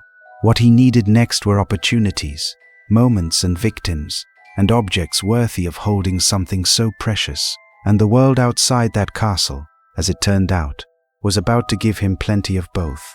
He was stepping out from behind the safety of school walls and into a wider magical world already simmering with the very ideas he'd absorbed as a teenager, ideas about blood and purity and who deserved power. He wasn't walking into that world as a stranger. He was walking into it as someone who'd spent 7 years quietly becoming exactly what it was about to need. Think about that graduation photo, if there was one. A handsome young man, decorated, admired, standing among proud teachers who had absolutely no idea what he was carrying out through those doors with him. Not just ambition, not just talent, a plan for immortality built on murder, and a soul already halfway convinced that the price was worth paying. What do you suppose runs through a person's mind on a day like that, when everyone around him is celebrating a future he's already decided will look nothing like what any of them imagine? Let's back up a little and talk about how this fear had been building in him for years before it finally sharpened into a plan. Even as a small boy in that orphanage, he'd shown an unusual fixation on the idea of death, asking questions other children never thought to ask, turning the subject over in his mind in a way that unsettled the few adults who noticed it. Most children fear the dark or being left alone. He feared the specific, permanent fact of ceasing to exist, and he feared it with an intensity that never really faded as he grew. At school, that fear found new fuel. He was surrounded, for the first time by the actual history of magic, and history is full of powerful witches and wizards who nonetheless grew old and died like everyone else. He read about legends who could level mountains and still ended up in the ground eventually, and something in him recoiled at that. What was the point of power? He must have thought, if it couldn't buy you out of the one debt everybody eventually has to pay. He started collecting stories about anyone who'd tried to cheat death, the way he'd once collected stolen trinkets, old legends about objects that granted a kind of borrowed permanence, rumors about wizards from centuries past who'd supposedly found ways to linger past their natural time, thin and diminished but still, in some sense, present. Most of these stories were treated by scholars as myths, cautionary tales rather than instructions. He read them as instructions anyway. The teacher he eventually approached wasn't a random target. The boy had spent months, maybe longer, working out exactly who in that castle might know something useful and exactly how to get close to them without raising suspicion. He attended optional gatherings that teacher hosted for a small circle of favored students, made himself charming and memorable, and endlessly curious about the older, stranger corners of magic, and built, patiently, the kind of relationship where an outrageous question might eventually be allowed to slip through. It took him a long while to get to the real question, too. He didn't walk in on day one and ask how to split a soul. He built up to it slowly, over months of smaller questions, each one a little darker than the last, testing how far the teacher would go before pulling back. By the time he finally asked the one that mattered, he already had a fairly good idea of the answer, and he was really only looking for confirmation and detail, the exact mechanics rather than the general shape. And when he got that confirmation, however reluctantly given, he didn't celebrate the way you might expect. By most accounts, he went quiet, thoughtful. The excitement, if there was any, stayed buried under that same controlled surface he showed the world for everything else. This was, after all, simply the next problem to be solved, and he'd never been a person who let himself feel much of anything about a problem once he understood how to fix it. There's something worth noticing in how thoroughly he separated the idea from its cost. He understood intellectually that the act required murder. He understood that it would damage him, unravel something essential in whatever a soul actually is. And yet none of that seemed to register as a reason to stop, only as a set of conditions to plan around. That gap between understanding a horror completely and still choosing to walk toward it without hesitation might be the clearest window we get into what he'd actually become by the end of his school years. He also began in that final year to think seriously about what kind of objects might be worthy of holding a piece of his soul. Not just anything would do in his mind. He wanted vessels with history, with weight, with a story attached that made the whole endeavor feel less like a monstrous act and more like a kind of legacy. He started paying closer attention to old and important objects, turning over in his mind which ones might one day serve a purpose far beyond their original owner's intentions. Worth pausing too on what his classmates saw of him in this final stretch, because it was almost nothing. He'd grown even more contained than before, spending long hours away from his usual circle, offering thinner explanations for his absences, letting the mask slip just slightly towards something colder and more distant. A few of his closest followers noticed the change and said nothing, because questioning him had never gone well for anyone who tried it, and because his approval still mattered more to them than their own unease. Even the teachers who adored him noticed a certain shift that year, though none of them could have named what it was. He seemed older than his age in a way that had less to do with maturity and more to do with distance, as though some part of him had already left the building and was standing somewhere else, watching the rest of them from a cooler remove. They put it down to the pressure of exams, or the natural seriousness of a gifted young man on the edge of the wider world. None of them guessed the truth, because the truth was so far outside anything a normal person would think to imagine. He graduated with the honors everyone expected, and there was, by every account, a strange hollowness to the celebration for him personally, even as everyone around him beamed with pride. He'd gotten everything the school could offer: recognition, opportunity, a glowing path forward into whatever career he chose. And none of it was actually what he wanted, because what he wanted couldn't be given to him by any teacher or any diploma. He wanted to never die, and no ceremony in the world was going to hand him that. So he walked out of that castle already thinking past it, past the ordinary expectations everyone had for a student like him, toward a project so much larger and darker that it would take him years, maybe decades, to fully complete. The soul-splitting wasn't a single act he could perform and be done with. It was going to be a campaign, spread out across time and victims and hidden places, each piece requiring its own murder, its own vessel, its own secret. He had the knowledge now. He had the will. What came next was simply a matter of finding the world willing to give him what he needed. And as it turned out, the world he was about to enter was more than willing. He didn't go looking for ordinary work after school, the way most graduates would have. A shop counter or a desk somewhere held no interest for a young man already planning something far larger than a career. What he wanted was access to old families, old secrets, old objects with history heavy enough to be worth stealing. So he took a position that looked, on paper, almost beneath him. A quiet job in a shop that dealt in ancient and valuable things, the kind of place wealthy old families called on when they needed to sell off treasures nobody else knew the value of. It suited him perfectly. He was charming, he was knowledgeable, and he had a gift for making lonely, aging clients feel as though he alone understood the true worth of what they owned. Over and over, he was sent out to visit elderly witches and wizards, sitting on collections of old family treasures. And over, he came back having convinced them to part with the very best pieces for far less than they were worth. His employer thought he had a prodigy on his hands. What he actually had was someone quietly casing every wealthy old house he was allowed into. There was one house in particular that mattered more than the rest. An old, proud, wealthy woman living alone with a house full of relics and almost no family left to visit her. She had, among her possessions, 2 objects of enormous history, things tied to legendary figures from the deep past of the magical world. He'd read about both of them for years. He knew exactly what they were the moment he learned she owned them, and he knew, the instant he learned it, that he had to have them. Getting close to her wasn't hard. Loneliness makes people generous with their time, and she liked having a handsome, attentive young man visit and admire her collection, and listen, really listen to the stories she told about each piece. He played that role beautifully. He always did. Nobody performs warmth as convincingly as someone who has none to spare and understands, purely as a technical matter, exactly what warmth looks like from the outside. And then, one visit, she simply stopped being seen again. No warning, no witnesses, nothing anyone could later pin on the polite young man who'd been calling on her so regularly.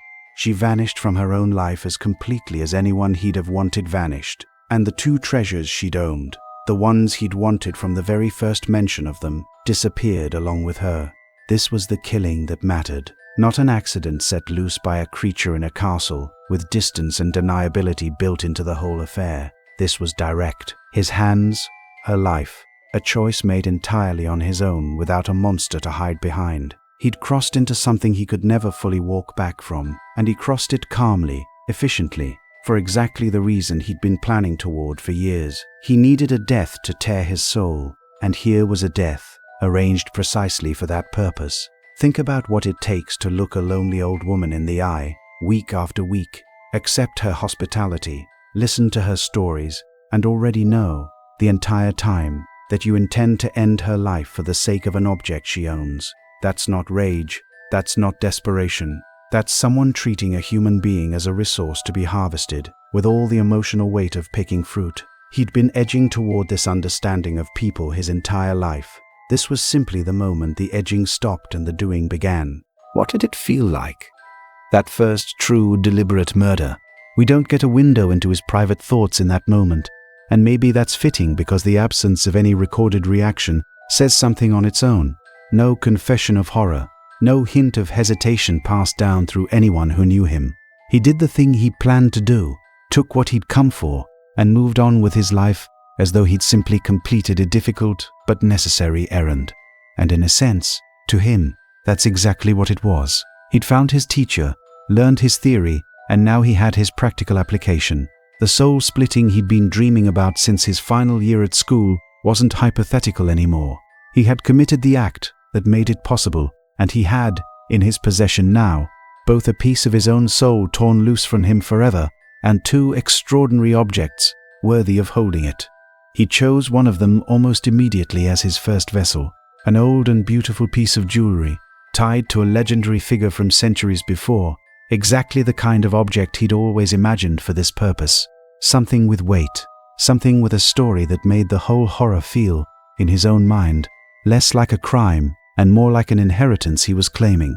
He performed the ritual, whatever exactly it required, and felt himself become, for the first time, something less than whole and something more than mortal, both at once. How do you even begin to imagine that sensation? Losing a piece of yourself and gaining, in exchange, a kind of insurance against the one thing you fear most. He'd read about the toll it took. He knew, intellectually, that a soul torn apart doesn't heal cleanly, that something in him would be diminished by the act in ways no amount of power could fully compensate for. And still he'd chosen it, freely, the very first time, because the alternative, staying whole and staying mortal, frightened him infinitely more. He kept the other treasure too, already turning over in his mind whether it might serve the same purpose one day or whether it deserved some grander use entirely. He was already, even this early, thinking several steps beyond a single victim and a single vessel. This was a project with a scope he intended to keep expanding for as long as it took to feel truly, permanently safe. The old woman was never properly found, and no one ever traced her disappearance back to the polite young employee who'd been so attentive during her final months. He'd left no thread for anyone to pull.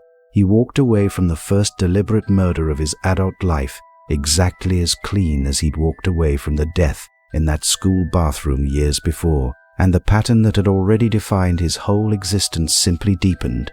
People who stood between him and what he wanted had an uncomfortable habit of disappearing, and he had an uncomfortable habit of never once paying for it. Somewhere in the aftermath, quietly, he must have felt something shift permanently in himself.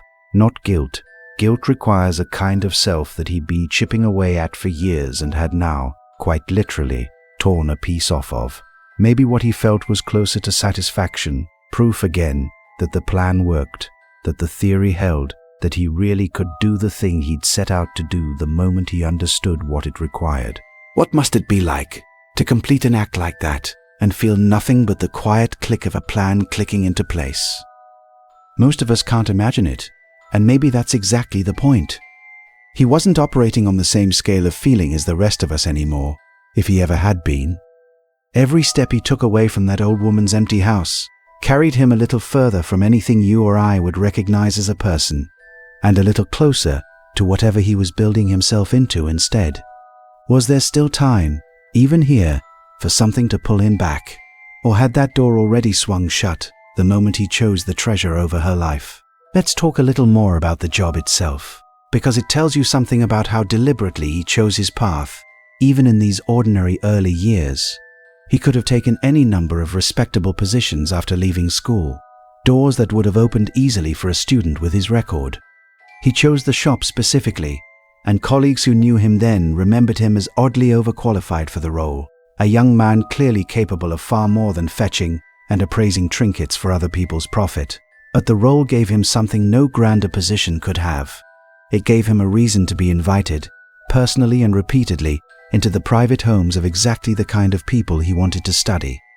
Old wizarding families, proud of their bloodlines, sitting on generations of accumulated history, most of them lonely in one way or another, all of them flattered by a bright young man who seemed to genuinely care about the stories behind their possessions.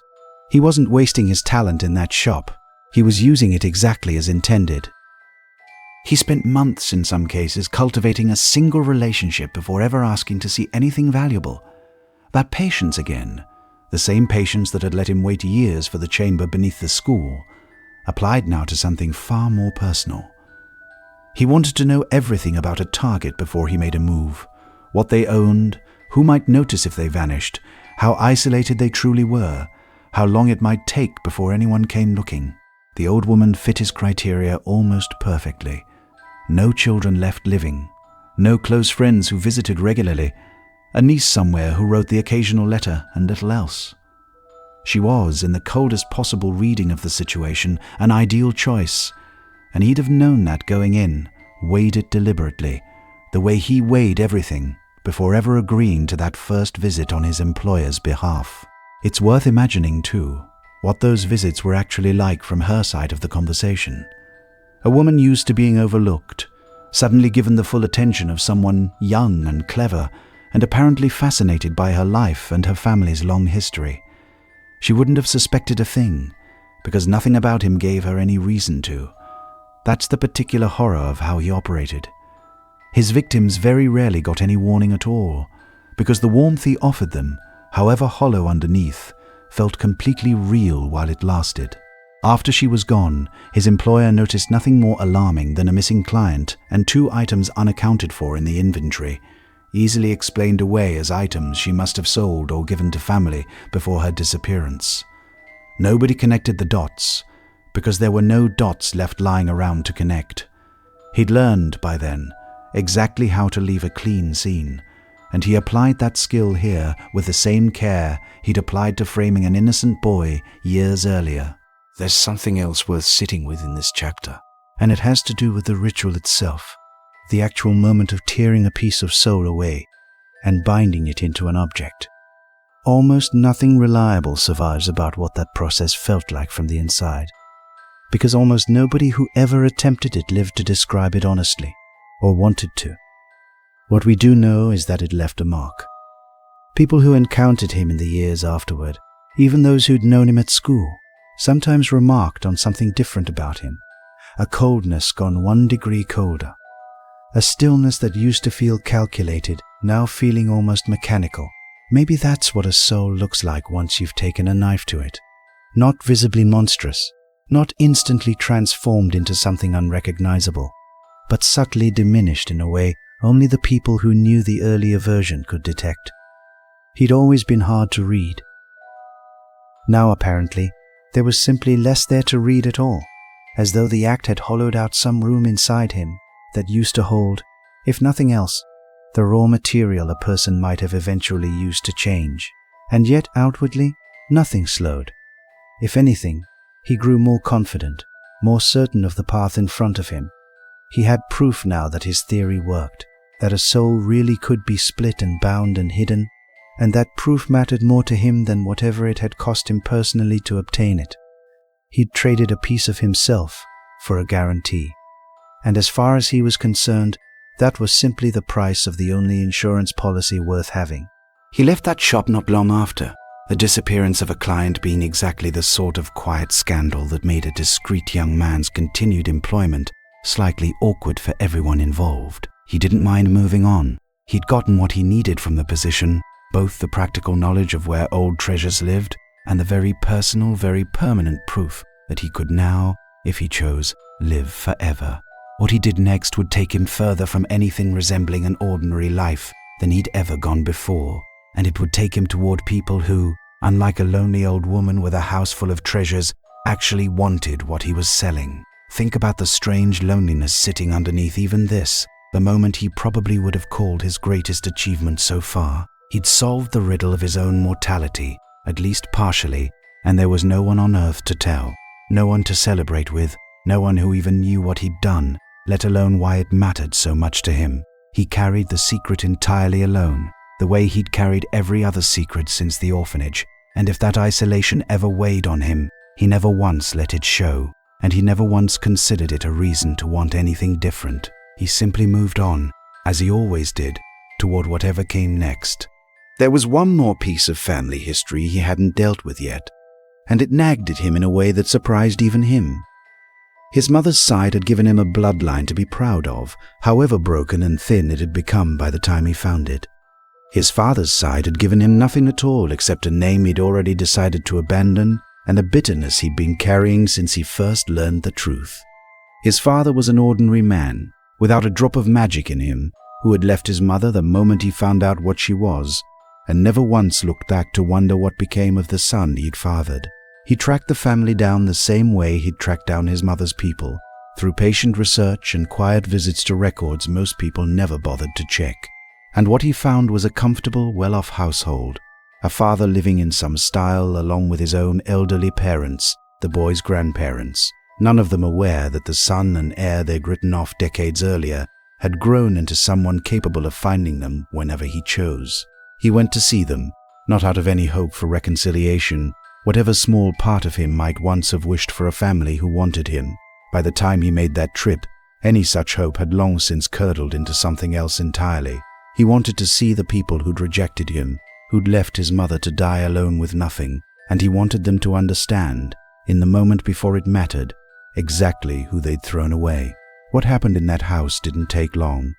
3 people, a father and 2 grandparents, gone in a single visit, and the young man who arrived at their door walked back out again with nothing on him to suggest he'd done anything at all. He'd become, by this point, extraordinarily good at leaving no trace, and he applied that same cold competence here to his own flesh and blood with the same ease he'd have applied to strangers. Local authorities in the ordinary, non-magical world investigated, of course, because 3 deaths in one house doesn't go unnoticed even among people with no idea magic exists. And suspicion, in the end, fell elsewhere. There was another relative living nearby, a troubled young man with a difficult history, and no alibi worth mentioning, and he became the one blamed for what had happened, spending years afterward locked away for a crime that wasn't his. The pattern held again. Someone else always paid for what he did, and he always walked free. Think about the particular coldness of using his own father's death as raw material the same way he'd used a stranger's. Most people, whatever grievance they carry against a parent, still feel something complicated when that parent actually dies. He didn't seem to feel much of anything beyond a kind of grim satisfaction, the sense of a debt finally settled and a score finally closed. The family that had never wanted him no longer existed to not want him anymore. And as far as he was concerned, that was simply tidy. It's worth asking what this particular killing did for him beyond the practical value of another death to draw on. There was something almost ceremonial about it, a young man erasing the last physical evidence of the ordinary, unmagical, unwanted half of himself. He'd spent his whole life trying to become someone entirely different from the boy his parents had abandoned. Now the parents themselves were gone too, and whatever remained of that original, ordinary boy went with them. He didn't split his soul again over this particular act, or if he did, no clear record of it survives. Maybe by this point the calculation had become more selective. Maybe he was already thinking about which deaths deserved a vessel and which was simply necessary business. Either way, the killing served its purpose. It closed a chapter of his life that had haunted him since childhood, and it left him for the first time with no living family at all connecting him back to either the ordinary world or the broken magical bloodline he'd inherited. There's a strange freedom in that, if you think about it from his angle. No father to disappoint him further, no mother's ghost to compare himself against, no grandparents whose disapproval might sting even distantly. He was, after that visit, entirely self-made in the most literal sense possible, answerable to no one, connected to no one, free to build whatever identity he wanted without a single living relative left to contradict the story. And build he did. He began traveling in the years that followed further than most witches and wizards ever ventured. He went looking for the darkest magic the world had to offer, seeking out practitioners and texts and traditions that had nothing to do with the school where he'd learned his first lessons. He wanted knowledge that existed outside every rule and every polite boundary the magical world usually respected, and he found people, scattered across distant places, willing to teach exactly that to someone with his talent and his money. These were years almost nobody could account for later. He simply vanished from the circles that had known him, the old school friends and admiring teachers, losing track of him entirely as he pursued something none of them could have guessed at. He came back from those years changed again, deeper into whatever he was becoming, carrying knowledge that would let him do things even his own darkest teachers, back at school, would never have dared imagine teaching a student. What was he actually looking for out there in all those distant places? Not just more magic for its own sake. He was looking for confirmation of a theory he'd built his entire adult life around, that the old fear of death was not, In fact, something anyone had to simply accept. That somewhere in the oldest, darkest corners of magical knowledge, there had to be more ways to cheat the ending than the one method he'd already tested. He wasn't satisfied with a single fragment of soul torn loose and hidden. He wanted more, and he was patient enough, even now, to spend years finding out how. Picture him during this period, moving from place to place, never staying anywhere long enough to be known, cultivating relationships only as deep as they needed to be for the knowledge he wanted, discarding people the moment their usefulness ran out. He'd perfected, by now, a way of living that required nothing from anyone and offered nothing real in return, and he seemed, by every account, entirely comfortable inside that emptiness. He was also, during these wandering years, quietly building a reputation. Not the golden student reputation from school, admired by teachers and envied by classmates. Something darker and more useful for what he intended next. Whispers began to travel ahead of him in certain circles, about a brilliant, charismatic young wizard who knew things others didn't, who spoke with an easy confidence about ideas that most respectable people wouldn't say aloud. He wasn't hiding anymore, not entirely. He was starting to let the right people see exactly what he was, because he'd realized, somewhere in his travels, that there was an audience out there hungry for precisely what he had to offer. That audience, as it turned out, was larger and more receptive than even he might have guessed. The magical world he was returning to was already simmering with old resentments and older prejudices. Plenty of witches and wizards who believed, the way he'd believed as a teenager, in the ugly hierarchy of blood and birth. He'd absorbed those ideas at school almost by accident, a byproduct of the crowd he'd fallen in with. Now he understood them as a tool, a way to gather people, a cause he could wrap around his own ambition and let others mistake for a genuine belief. Would things have gone differently if he'd found something out there in his travels to actually love? Some person or place or idea that mattered to him for its own sake, rather than for what it could give him? It's hard to picture, honestly. By this point, whatever capacity he might once have had for that kind of attachment seems to have been gone for a long while already, spent or buried or simply never developed in the first place. He came back from his wandering years more powerful, more knowledgeable, and more thoroughly alone than he'd ever been. And he was about to turn that loneliness into something the whole world would eventually have to reckon with. Let's go back to that house for a moment, because there's a detail worth sitting with. Before he left, he made sure to leave behind something that would point unmistakably toward himself. Not to confess, but to mark the act as unmistakably his own to anyone who might one day understand the significance.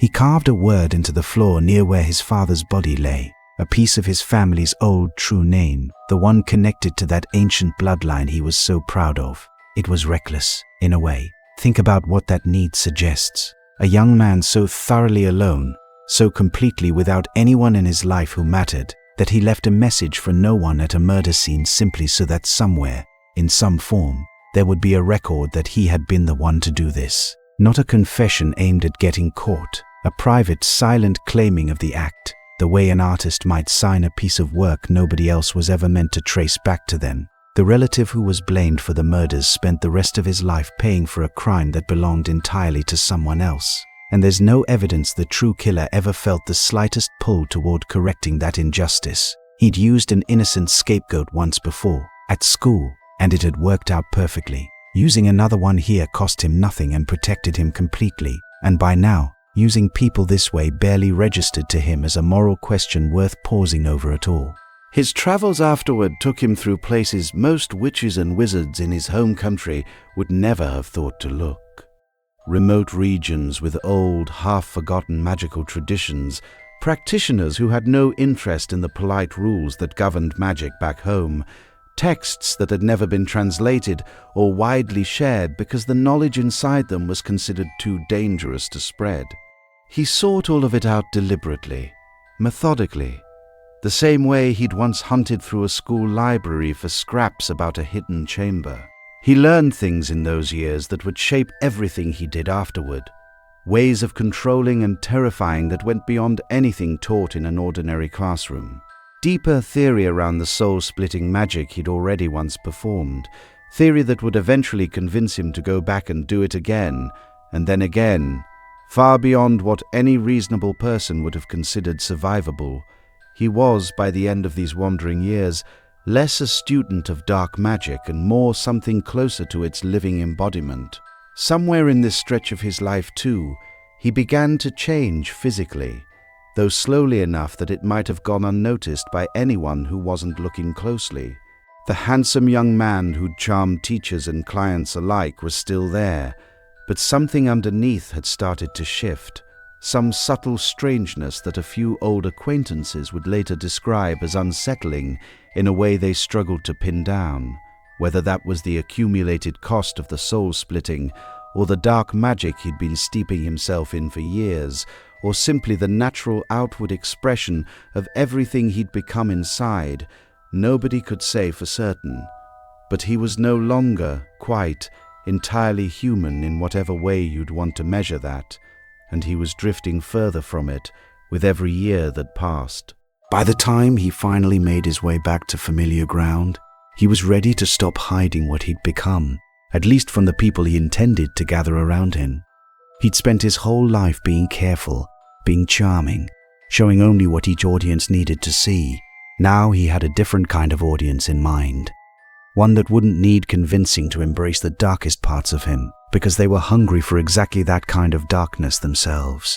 He was coming home to build something, and he already knew precisely what shape he wanted it to take. What strikes me most about this whole stretch of his life is how little of it looks like a villain's origin in the dramatic sense. No lightning striking a tower, no single catastrophic turn, just a patient, methodical young man crossing one line after another, each one slightly darker than the last, each one made easier by the one before it, until the distance between where he started and where he ended up became too vast to measure in any single leap. He built himself the way he built everything else, slowly, deliberately, and with nobody watching closely enough to stop him before it was already far too late. And by then, there was no version of him left to save, only the thing he'd chosen to become instead, walking steadily forward. He went back to the castle once, years after leaving it as a celebrated graduate, and asked for a job. It's a strange thing to picture, honestly.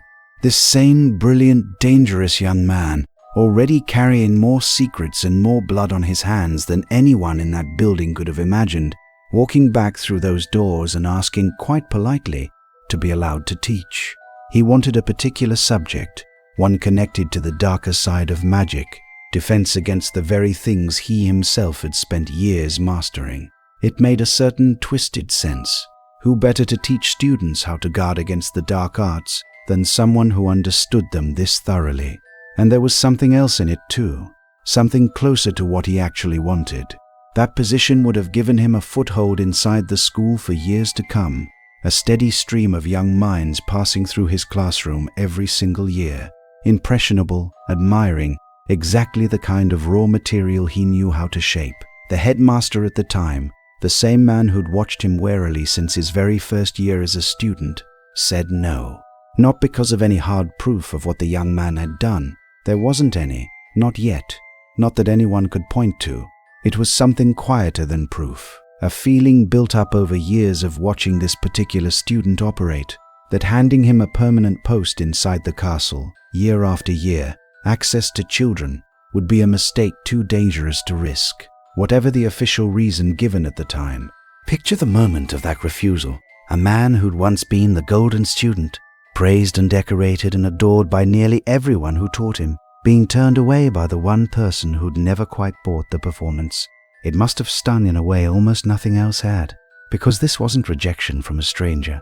This was rejection from someone who actually knew him, who'd watched him closely enough over the years to sense the shape of what he really was, and who decided, quietly and firmly, that the answer was no. He didn't take it well, whatever calm face he managed to show in the moment. Something in him, from that day forward, carried a particular grudge against that headmaster and against that specific position, as though the refusal itself had become a kind of curse he intended to make sure nobody else enjoyed either.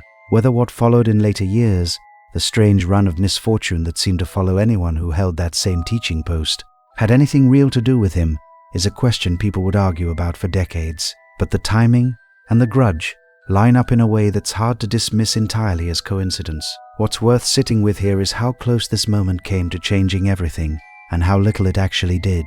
If the headmaster had said yes, if the ambitious young man had been given exactly the foothold he wanted, would things have gone differently?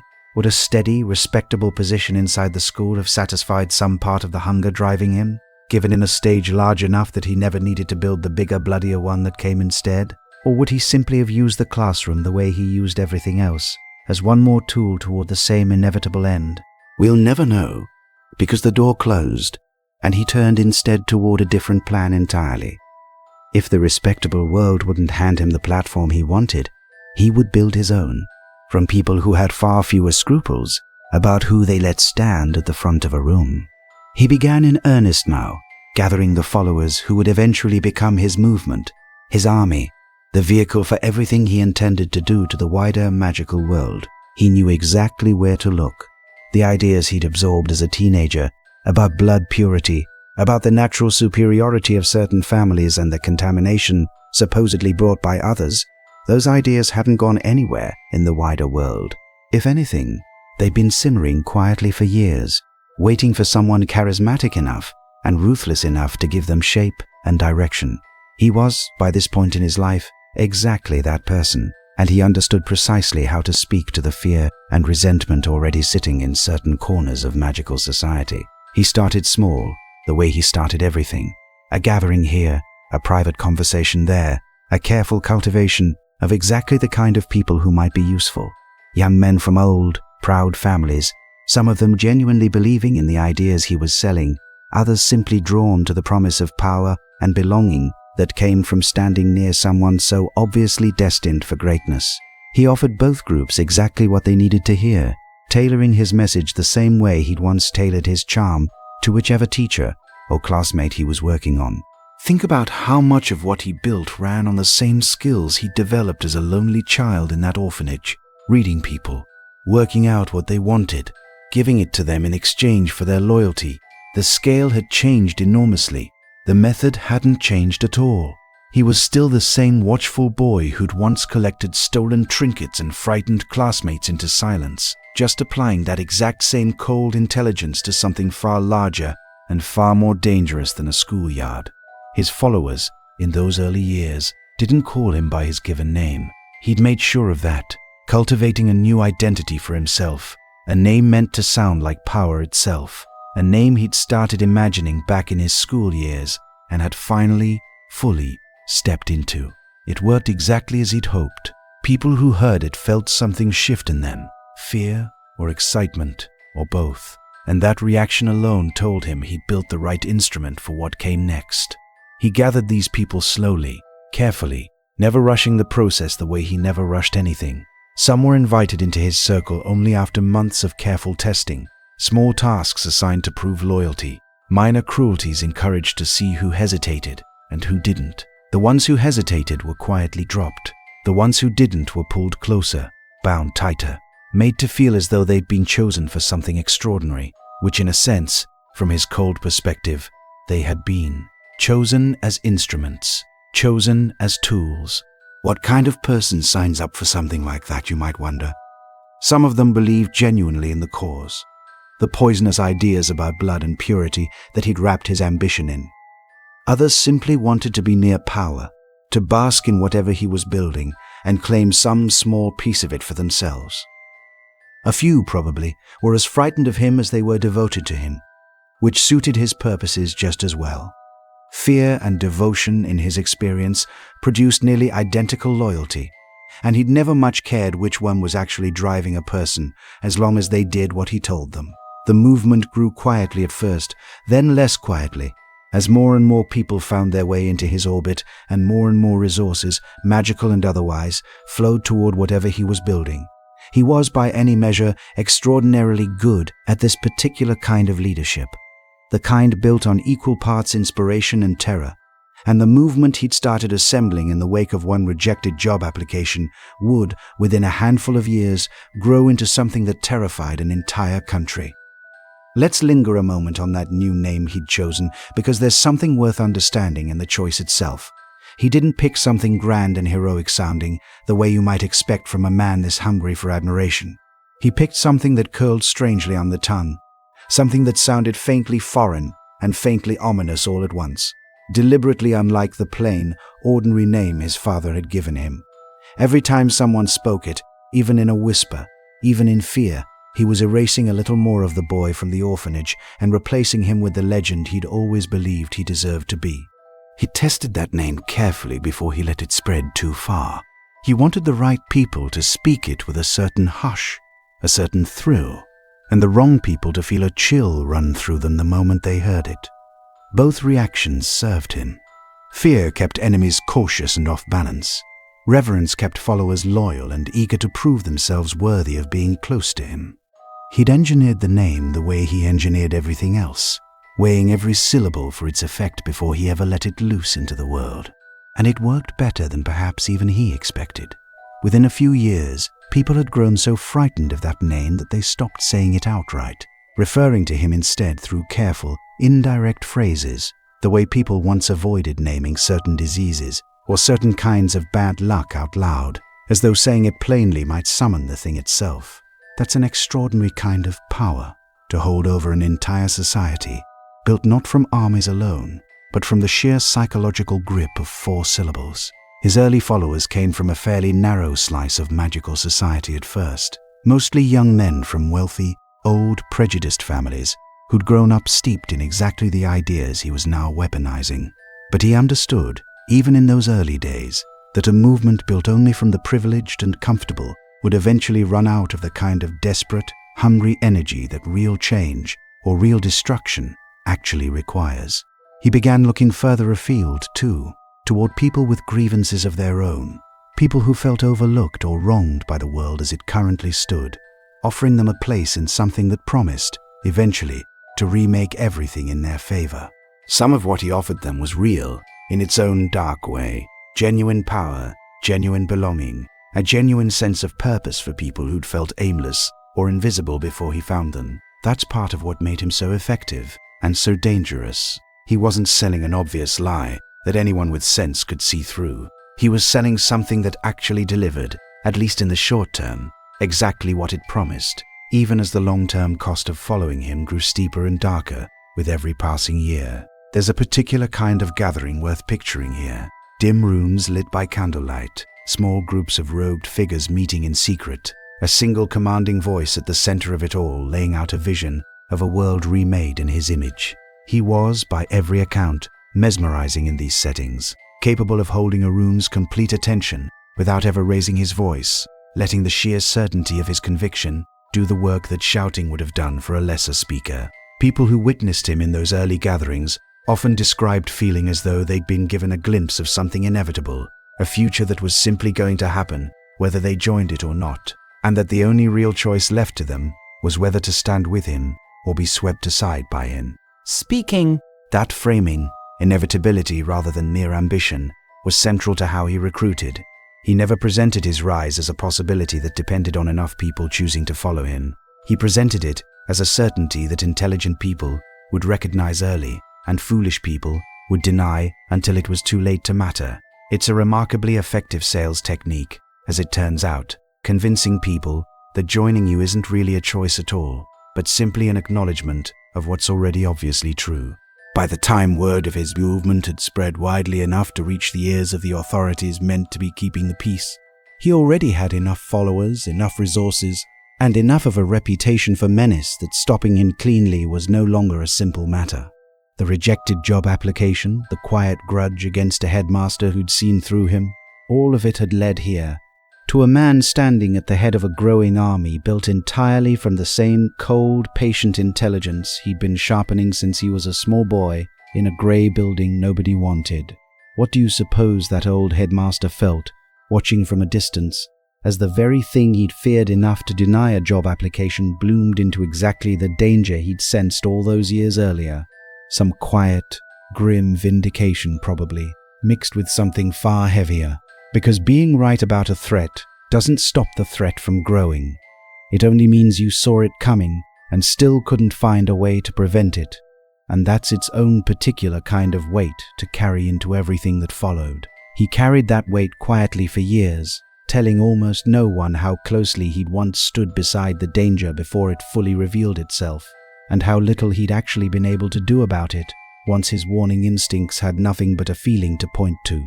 It stayed with him long after, a private ache under all his usual calm, a quiet reminder that seeing danger clearly and stopping it are two very different things entirely, something he understood better than almost anyone alive by then. Within a few years, the movement he'd built stopped being a rumor whispered in dim rooms and became something the whole country had to reckon with in daylight. Attacks started happening, openly enough that the authorities could no longer pretend they were dealing with scattered incidents. Families vanished. Villagers found themselves marked by a strange, dreadful symbol hanging in the sky above a house where something terrible had happened, a signature he'd chosen deliberately, the same instinct that once made him carve a name into a floor with no one there to read it. Think about what it does to a society when people start disappearing and nobody can say for certain who's responsible or where they'll strike next. That uncertainty was its own weapon, maybe the sharpest one he had. People weren't just afraid of him, they were afraid of everyone around them, unsure which neighbor or co-worker or old friend might have quietly joined his cause, might be reporting back, might be one hidden signal away from turning on them entirely. He'd built a machine that spread fear faster than it spread violence, and fear, it turns out, does most of the work on its own once it gets moving. His followers grew bolder as his reputation grew larger, carrying out attacks with a kind of casual cruelty that seemed to delight in the terror it produced almost as much as in whatever practical aim it served. He encouraged that delight in his way.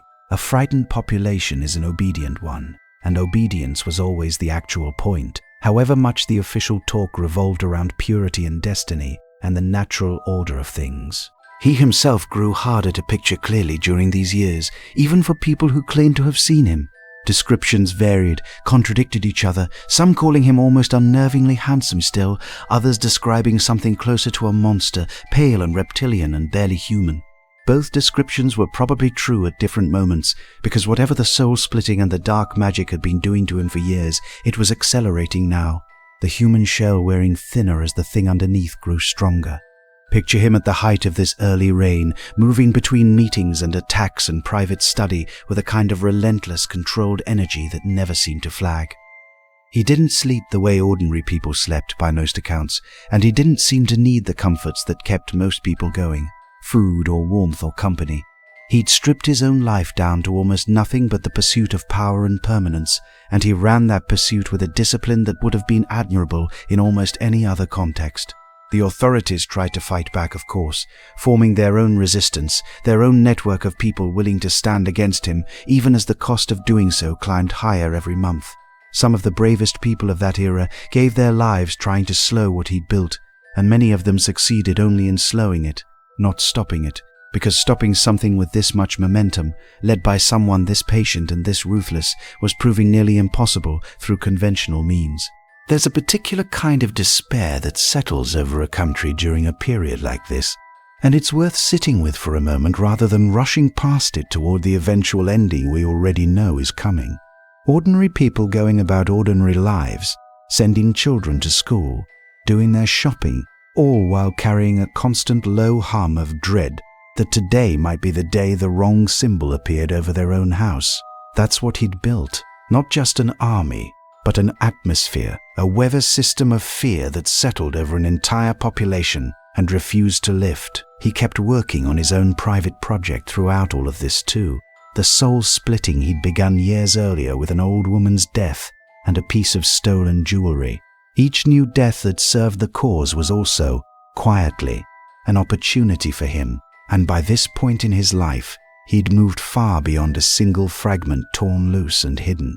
He was building towards something almost unheard of, a soul divided not once but many times over, scattered across objects, chosen with the same careful historical weight as that very first piece of jewelry. Think about the sheer audacity of that ambition. Splitting a soul even once was considered, by most who understood the magic at all, one of the darkest and most dangerous things a person could attempt. something that damaged the caster in ways that couldn't be undone. He was doing it again and again, layering horror upon horror, apparently untroubled by warnings that would have stopped anyone with a working conscience left inside them. He wanted permanence beyond anything anyone had ever achieved, and he was willing to hollow himself out entirely, piece by piece, to get it. By the time his reign of terror had reached its worst, most people in the magical world had lost anyone who dared say his name aloud, referring to him instead through euphemism and careful indirection, a habit born entirely out of fear that speaking the name might somehow draw his attention. That's the atmosphere he'd built, and in a strange way, it might have been his proudest achievement, more satisfying to him, perhaps, than any single victory in the field. He'd made an entire society afraid to even acknowledge his existence directly, and there's a particular twisted kind of power in that, which no army alone could have delivered. What could have stopped him at this point, if anything could have? The authorities were overwhelmed. His followers were growing more numerous and more devoted by the month. His own body and soul had been reshaped so many times in pursuit of permanence that ordinary means of fighting him seemed less and less likely to work, even if someone managed to land a blow. He looked, from almost every angle available at the time, unstoppable, and he believed that about himself more thoroughly than anyone. And yet there was a wrinkle coming that he hadn't accounted for, a piece of information that would reach him soon and set in motion the single decision that would eventually undo everything he'd built. It came, as these things so often do, not from a great battle or a clever enemy plan, but from a few fragmented words overheard in a dim, unremarkable room, carried to him by someone who thought they were simply proving their loyalty. He would act on those words with all his usual cold decisiveness, certain he understood exactly what they meant and exactly what to do about them. He was wrong, in ways that would take years to fully reveal themselves, and the wrongness of that single decision would end up costing him more than a decade of the power he'd spent his whole life building. Let's look more closely at how his followers actually organized themselves during this period, because the structure tells you something about how deliberately he ran the whole operation. He didn't lead a loose collection of angry people acting on impulse. He built something closer to a hierarchy, with an inner circle of the most trusted and most dangerous close around him, and wider rings of lesser followers carrying out smaller tasks, spreading rumors, gathering information, softening the ground for whatever came next. Every layer of that structure reported, in some fashion, back to him, and he kept a mental map of loyalty and usefulness that rivaled anything a professional strategist might have built. He rewarded loyalty visibly enough to keep people striving for his approval, and he punished failure just as visibly, often in front of the very followers who'd be tempted to fail next. Fear of him personally became, for many of his followers, a more immediate motivator than whatever cause they'd originally signed up for. That's a particular kind of leadership, one built on making yourself the most dangerous thing in every room you occupy, and he'd clearly studied, whether consciously or not, exactly how to sustain that dynamic over years, rather than letting it burn out after a single dramatic display. Some of his followers came to genuinely worship him in ways that went beyond ordinary political loyalty. There are accounts of devotion so absolute that people abandoned families, careers, entire former lives, simply to remain close to him and useful to his cause. He accepted that worship the way he accepted everything else offered to him, as his due, without ever once offering anything like warmth or reciprocity in return. He didn't need to. The devotion kept coming regardless, fed by fear and by the genuine, if poisoned, sense of purpose he'd managed to instill in people who'd felt purposeless before he found them. Meanwhile, the resistance against him organized in its own quieter ways, a loose network of people determined to protect anyone they could and gather whatever intelligence might eventually help turn the tide. It was dangerous, thankless work, done mostly by people who understood they might not live to see whatever victory, if any, eventually came. Several key figures in that resistance would go on to matter enormously in what followed, though at this stage they were simply trying to survive one more week without their names ending up whispered about in the wrong circles. There's a particular quality worth noting about how ordinary daily life persisted alongside all this horror, because it's easy, telling the story afterward to imagine everything as constant dramatic crisis. It wasn't. Most days for most people looked fairly normal on the surface, work and meals and small talk, with the fear sitting underneath like a current rather than constantly breaking through into open panic. That's actually how terror sustains itself over years rather than months. Not through constant visible horror, but through the persistent low-grade possibility of it, present in every unfamiliar sound at the door and every unexpected owl arriving with news. He understood that dynamic instinctively, maybe because he'd lived something similar as a child, the low hum of being unwanted and unloved running underneath the ordinary rhythm of orphanage days. He knew how to make dread into wallpaper, something people lived inside without always noticing consciously, and that kind of ambient fear proved far more durable and far harder to fight than any single dramatic act of violence could have been on its own. His own inner circle watched him during this period with a mixture of awe and something closer to genuine fear for their own safety, because he was, by every account, growing increasingly unpredictable in his moods, even as his strategic thinking remained as sharp as ever. He would reward brilliant service one week and punish a minor failure brutally the next, and nobody around him ever felt entirely secure, no matter how loyal or how useful they'd proven themselves in the past. And so the country he'd chosen to terrorize settled into a long, grinding period of war, fought mostly in shadows, small skirmishes and disappearances and rare, terrible confrontations, none of them decisive enough to end things one way or the other. He seemed, from where anyone could see, to be winning slowly but surely, patient as always, willing to let the fear do half his work, while he consolidated the other half through recruitment and ritual and the quiet, ongoing project of making himself harder and harder to kill.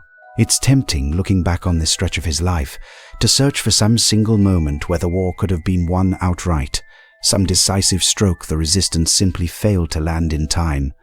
But that's not really how it worked. He'd built something too distributed, too soaked into the fabric of daily fear, to be undone by any single clever move. It would take something else entirely, something nobody on either side saw coming, to finally crack the shape of what he'd made. And that something was already, without his knowledge, beginning to take form in a small, unremarkable room where a fragment of prophecy was about to be spoken aloud for the very first time. He had no idea, moving through those years feeling as untouchable as he'd ever felt in his life, that the true turning point of his entire existence was approaching from a direction he'd never once thought to guard against. Not a rival wizard, not a clever strategist among the resistance. A set of words, half understood even by the person who first spoke them, about a child not yet born who might one day have the power to end him. He would hear those words soon, and he would decide, with all his usual cold certainty, exactly what to do about them. It would turn out to be the worst decision of his entire long, calculating life. But that story belongs to the next chapter, and it deserves to be told slowly, the way everything in this life of his eventually gets told, one careful step leading inevitably to the next, a single overheard sentence, and everything after it different. It happened in a small, dim room above an ordinary pub, the kind of place nobody would ever think to call important. A woman was being interviewed for a teaching position, nervous and unremarkable by most accounts. Someone whose own talents had always been treated as a bit of a family joke. And in the middle of that unremarkable interview, something took hold of her voice that wasn't entirely her own, and she spoke a handful of lines in a tone completely unlike her usual manner. The unmistakable cadence of a true prophecy. The words themselves were strange and specific in the way real prophecies tend to be. Clear enough to matter and vague enough to be dangerous. They spoke of a child who would be born as the 7th month died, to parents who had already defied him 3 times, a child marked as his equal, with the power to bring him down, though the words also carried a warning that neither could live while the other survived, a binding kind of finality wrapped inside the promise of a threat. Here's the detail that made everything that followed so bitterly ironic. The interview was interrupted partway through, before the full prophecy had finished, and only a fragment of it was overheard by someone who happened to be listening at the door, a servant of his who'd been sent to keep an eye on exactly this sort of thing. That listener caught only part of the whole, was thrown out before hearing the rest, and carried what little he had straight to his master, breathless with the certainty that he delivered something enormously valuable. Think about how much of what followed hinged on that single interruption. A complete version of the prophecy might have read differently, might have changed how it was understood, might have changed everything about the choice that came next. Instead, a partial, garbled fragment reached the one person in the world who had every reason to act on it immediately and violently, and he did exactly that, moving with the same cold decisiveness he'd applied to every threat he'd ever encountered. He didn't know at first which child the prophecy meant. There were two families at the time who fit the description closely enough, both of them having defied him more than once, both expecting children born right around the window the prophecy specified. He watched them both for a while, weighing the choice with his usual patience, before deciding, based on details we don't fully understand even now, that one particular family posed the greater threat, and therefore the child described had to be theirs. That decision would turn out to be catastrophic for him in ways he couldn't have imagined at the time, though not because he'd guessed wrong about the family. He'd actually guessed right, as it happened. The catastrophe lay somewhere else entirely, in the nature of the prophecy itself, and in a choice he was about to make that would give the very words he feared the power to come true, exactly as spoken. Picture him, for a moment, receiving this fragment of prophecy and feeling, for the first time in years something close to the old childhood fear resurfacing. Not death from age or illness, the ordinary ending he'd spent his whole life engineering his way around. A specific, named threat, a child who might grow up to actually end him, foretold by the one kind of magic that even his careful planning couldn't fully outmaneuver. Prophecies don't respond to soul-splitting or dark rituals. They simply exist, waiting to unfold, however hard anyone tries to dodge them. He could have ignored it, in theory. Prophecies are notoriously unreliable in their specifics, dependent as much on how people react to them as on any fixed destiny written into the world. A different man, or the same man with a little more restraint, might have watched and waited, done nothing dramatic, let the years pass, and seen whether the danger ever actually materialized. That was never going to be his approach, though. He'd spent his whole life refusing to leave anything to chance that he could instead control through direct, immediate action, and a prophecy naming a specific threat to his existence was exactly the kind of thing he felt compelled to eliminate at the source, as early and as decisively as possible. So he made up his mind.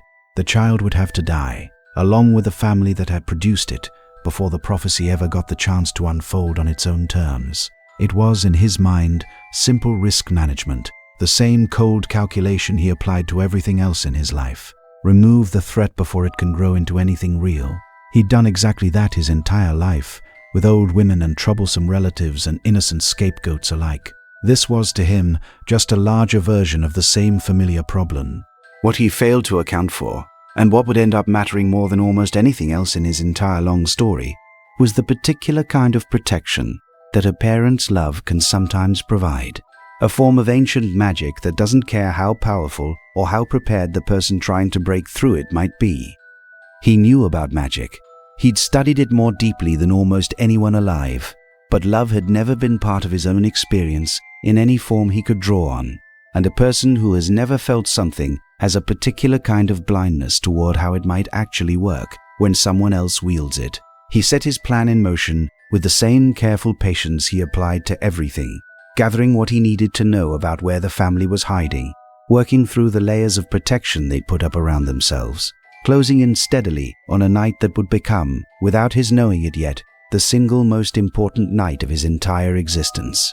He believed, walking toward that house, that he was simply doing what he always did, eliminating a threat before it could grow teeth.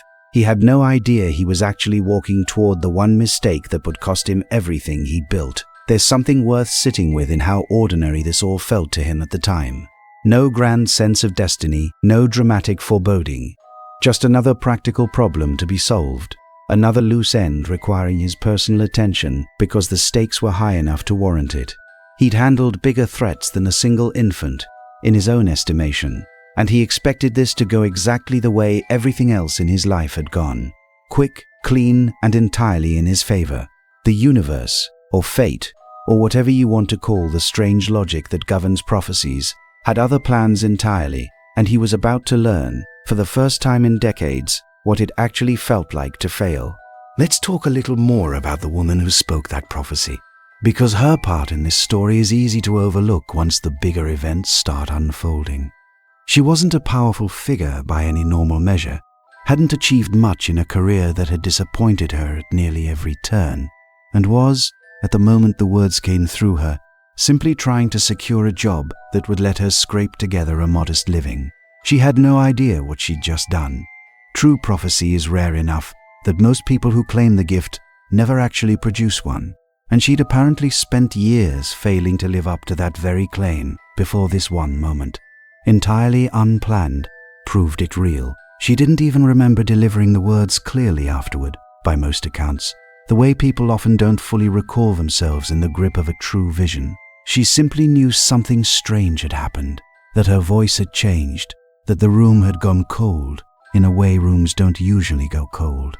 She got the job, as it turned out, hired specifically because of what had just happened, rather than for any of the qualifications she'd walked in hoping to demonstrate. Meanwhile, the servant who'd overheard the fragment through that door found himself in an unusual position, holding information valuable enough to matter enormously to his master, but incomplete enough that he couldn't have grasped its full significance himself. He delivered what he had with the eager loyalty of someone hoping to prove his worth, and in doing so, set into motion a chain of events he could never have anticipated and would spend years afterward trying not to think about too closely. It's strange to consider how many ordinary, almost accidental moments end up deciding the largest events in a story like this.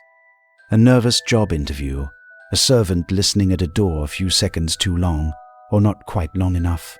None of it was planned by anyone with real power or real foresight. It simply happened, the way small unplanned things often do, and then it mattered more than almost anything either the woman or the servant had ever done deliberately in their entire lives. There's also something worth examining in why he trusted that fragment so completely, given how incomplete it was. He'd built his entire life around control, around knowing more than everyone else in the room, around never letting himself be caught unprepared. A hint of a threat to his own survival, even an unverified and partial one, was exactly the kind of thing his particular psychology couldn't leave unaddressed. Other men might have waited for confirmation, sought a second source, weighed the odds that a fragment overheard through a door told the whole story. He'd never been built for that kind of patience when it came to his own safety, whatever patience he showed in every other part of his life. That's worth remembering about him generally, actually. He was extraordinarily patient about acquiring power, about building his movement, about waiting years for the right moment to strike. But when it came to his own survival, the fear that had haunted him since a snowy night in an orphanage, patience abandoned him almost entirely. He wanted the threat gone immediately, completely, with no loose ends left dangling. That particular impatience, born from the deepest fear he carried, would end up leading him directly into the very trap the prophecy had, in its strange way, already laid for him. He spent the weeks leading up to his decision gathering every scrap of information he could about the two families who might have produced the child in question. He had people watching both households, quietly, patiently, the same careful surveillance he'd applied to every target in his life. And when he finally settled on which family the prophecy must mean, he didn't second-guess himself, didn't leave room for doubt. He'd made his decision the way he made every decision, with total confidence in his own judgment, and he began preparing to act on it with the same cold efficiency that had carried him through every murder and every conquest of his adult life so far. What must it have felt like, in that stretch of weeks, to be planning the death of an infant with the same detached calculation he'd once applied to an old woman's jewelry collection? We have no window into whatever passed for his conscience by this point, if anything did. He'd spent decades tearing pieces of himself away in pursuit of permanence, and whatever remained of him by now seems to have processed this particular plan as simply one more necessary task, no more emotionally significant than any of the countless other calculated cruelties that had brought him this far. There's one more thread worth pulling before we move to the night itself, and it concerns the parents of the child he'd targeted. They knew by this point that they were being hunted, that their defiance of him had marked them as a priority target, and they'd gone into hiding with the help of people they trusted completely. protected by charms meant to keep their location secret from anyone searching for them. They lived, for months, with the particular strain of knowing that the most dangerous man in the world wanted their child dead, and that strain reshaped their daily existence into something almost unrecognizable from the ordinary life they might have expected. Imagine raising an infant under that kind of pressure. Every unfamiliar sound outside a potential herald of the worst thing imaginable. Every day survived a small private victory nobody outside your closest circle would ever know to celebrate. They did their best to give their child something like a normal early life anyway. Small moments of warmth and ordinary parenting carved out inside an extraordinary, terrifying situation. That contrast, the domestic tenderness sitting right beside the looming threat of a man who felt nothing at all, is part of what makes the night that followed so difficult to sit with. Even now, even knowing how it eventually turned out. He, meanwhile, felt none of that tension as he made his final preparations. To him, this was simply the next item on a long list of threats, successfully neutralized throughout his life. He had no reason to expect this one would go any differently than all the others had. He was wrong, more completely and more permanently wrong than he'd ever been about anything, and the night he chose to act on that wrongness would become the exact moment everything he'd spent his whole life building started, quietly and invisibly at first, to come apart. He came to the house on a dark night near the end of October, confident in a way that would looking back, almost comically misplaced. He'd broken through protections before. He'd ended threats before.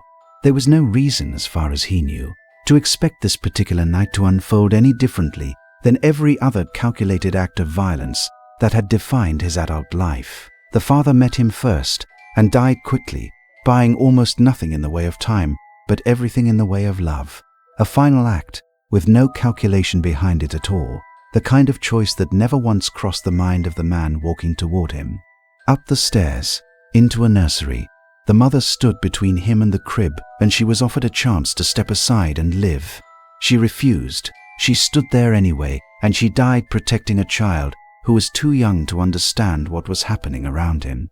And this is the part of the story that changes everything, the part he had absolutely no framework for understanding, because he'd spent his entire life making sure he never needed anything like it himself.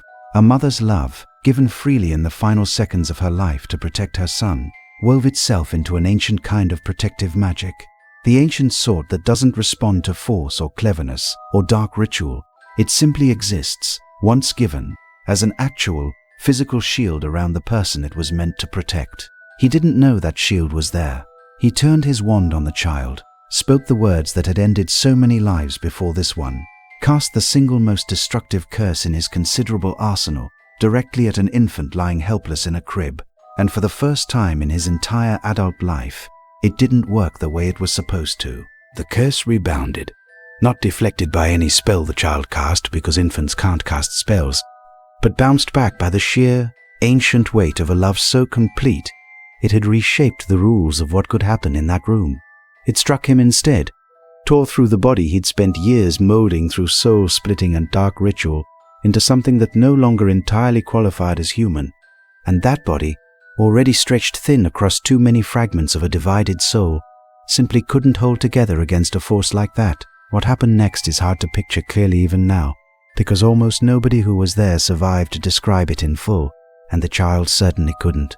But the effect was unmistakable. The body he'd been wearing was destroyed. Whatever remained of him, and something did remain, thanks to all those careful, monstrous years of tearing his soul into pieces and hiding them away, fled the ruined house as something less than a body, and more like a wounded, formless remnant of a man, barely alive in any sense the word usually carries. Think about the bitter irony sitting at the very center of this moment. He'd spent his whole life terrified of dying, and he'd built an elaborate, monstrous insurance policy specifically to guard against that fear. And it worked, in the narrowest, ugliest way possible. He didn't die that night, but he lost in a single instant everything else he'd built. His body, his power, his army, which scattered and went quiet the moment word spread that he'd apparently been destroyed. 13 years of terror, undone in the time it takes a curse to leave a wand and come rushing back. And the child survived, not unscathed, carrying instead a mark that would follow him the rest of his life, a thin scar shaped like the very lightning that had torn through that nursery, but alive, and more than alive. Whatever had happened in that room had also, in some strange and terrible way, connected the two of them, wounded man and marked child, in a manner that neither of them understood yet, and that would matter enormously in everything still to come.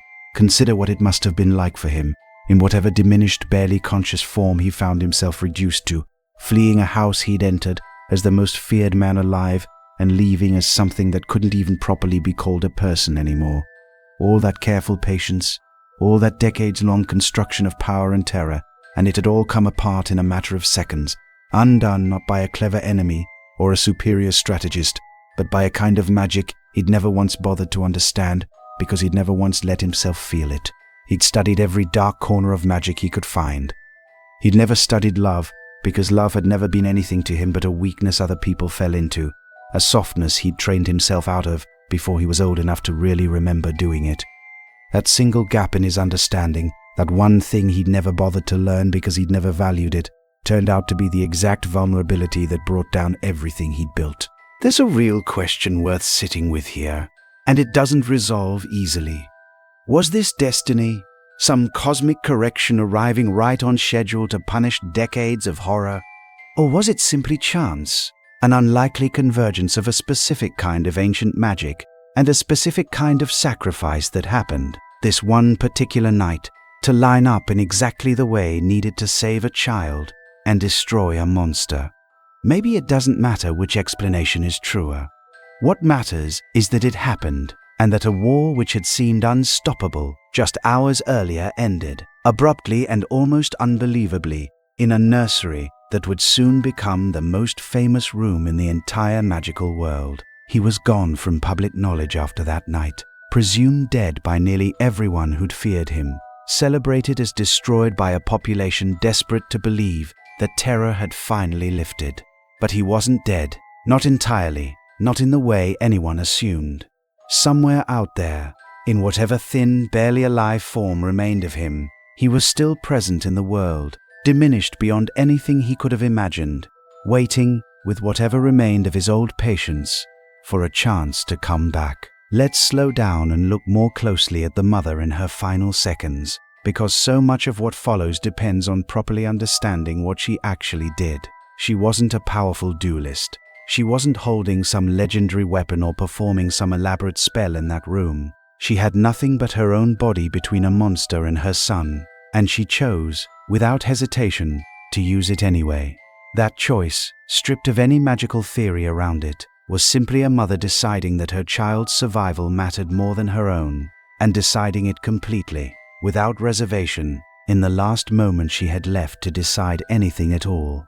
The magic that resulted from that choice wasn't something she cast deliberately, the way you'd cast an ordinary spell. It was something that happened because of the totality of the sacrifice itself, an old kind of protection that responds to genuine, complete self-giving in a way that no amount of skill or power can fake or force.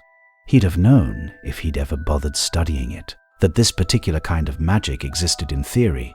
He'd never have expected it to actually matter, because nothing in his own life had ever given him reason to take it seriously as a real force, rather than a sentimental idea people told themselves to feel better about loss. That's the deepest irony sitting underneath this entire chapter. He was, by any measure, one of the most learned dark wizards who had ever lived, someone who'd hunted down forbidden knowledge across half the world and mastered magic that terrified even seasoned practitioners. And the thing that finally stopped him wasn't a rival's spell or a clever trap. It was the oldest, simplest, least dramatic form of protection in existence, one available to any parent who ever loved a child enough to die for them, and one he'd spent his whole life dismissing as beneath his notice. Picture 2. The scene in that house in the minutes and hours after everything went silent. Neighbors drawn by strange lights and a collapsed section of roof. The eventual arrival of people who understood what they were looking at, who found a dead father downstairs and a dead mother upstairs, and, impossibly, a living child sitting in a crib beneath a hole torn through the ceiling, crying but alive, marked by a thin cut that would never fully fade. Word of what had happened spread through the magical world with a speed that matched the sheer disbelief attached to it. He was gone. The terror was over. People who hadn't dared speak his name aloud in years suddenly found themselves saying it freely, almost giddily, in the relief of believing it no longer carried any danger. His followers, scattered across the country and suddenly leaderless, reacted in wildly different ways once the news reached them. Some fled immediately, desperate to distance themselves from a cause that now looked like a liability rather than a path to power. Others refused to believe he was truly gone, certain that a man who'd cheated so much already couldn't have been undone by a single infant, and they waited, quietly, for some sign that he'd return. A few, the most devoted and the most frightened in equal measure, went into hiding themselves, terrified that the sudden collapse of his protection over them would leave them exposed to the justice they'd spent years avoiding. The wounded remnant of him, meanwhile, drifted away from that house in a state that defies easy description. Barely a spirit, barely a presence at all, clinging to existence through nothing but the fragments of soul he'd hidden away years earlier in objects scattered far from that nursery. Without those hidden pieces, whatever was left of him that night would almost certainly have simply ended, the last thread of a once terrifying man finally snapping. Instead, he persisted, thin and formless and utterly without power, forced into a kind of existence he'd never once imagined when he set out, all those years ago, to guarantee his own permanence. There's something almost darkly poetic in that outcome, if you can stand to look at it that way.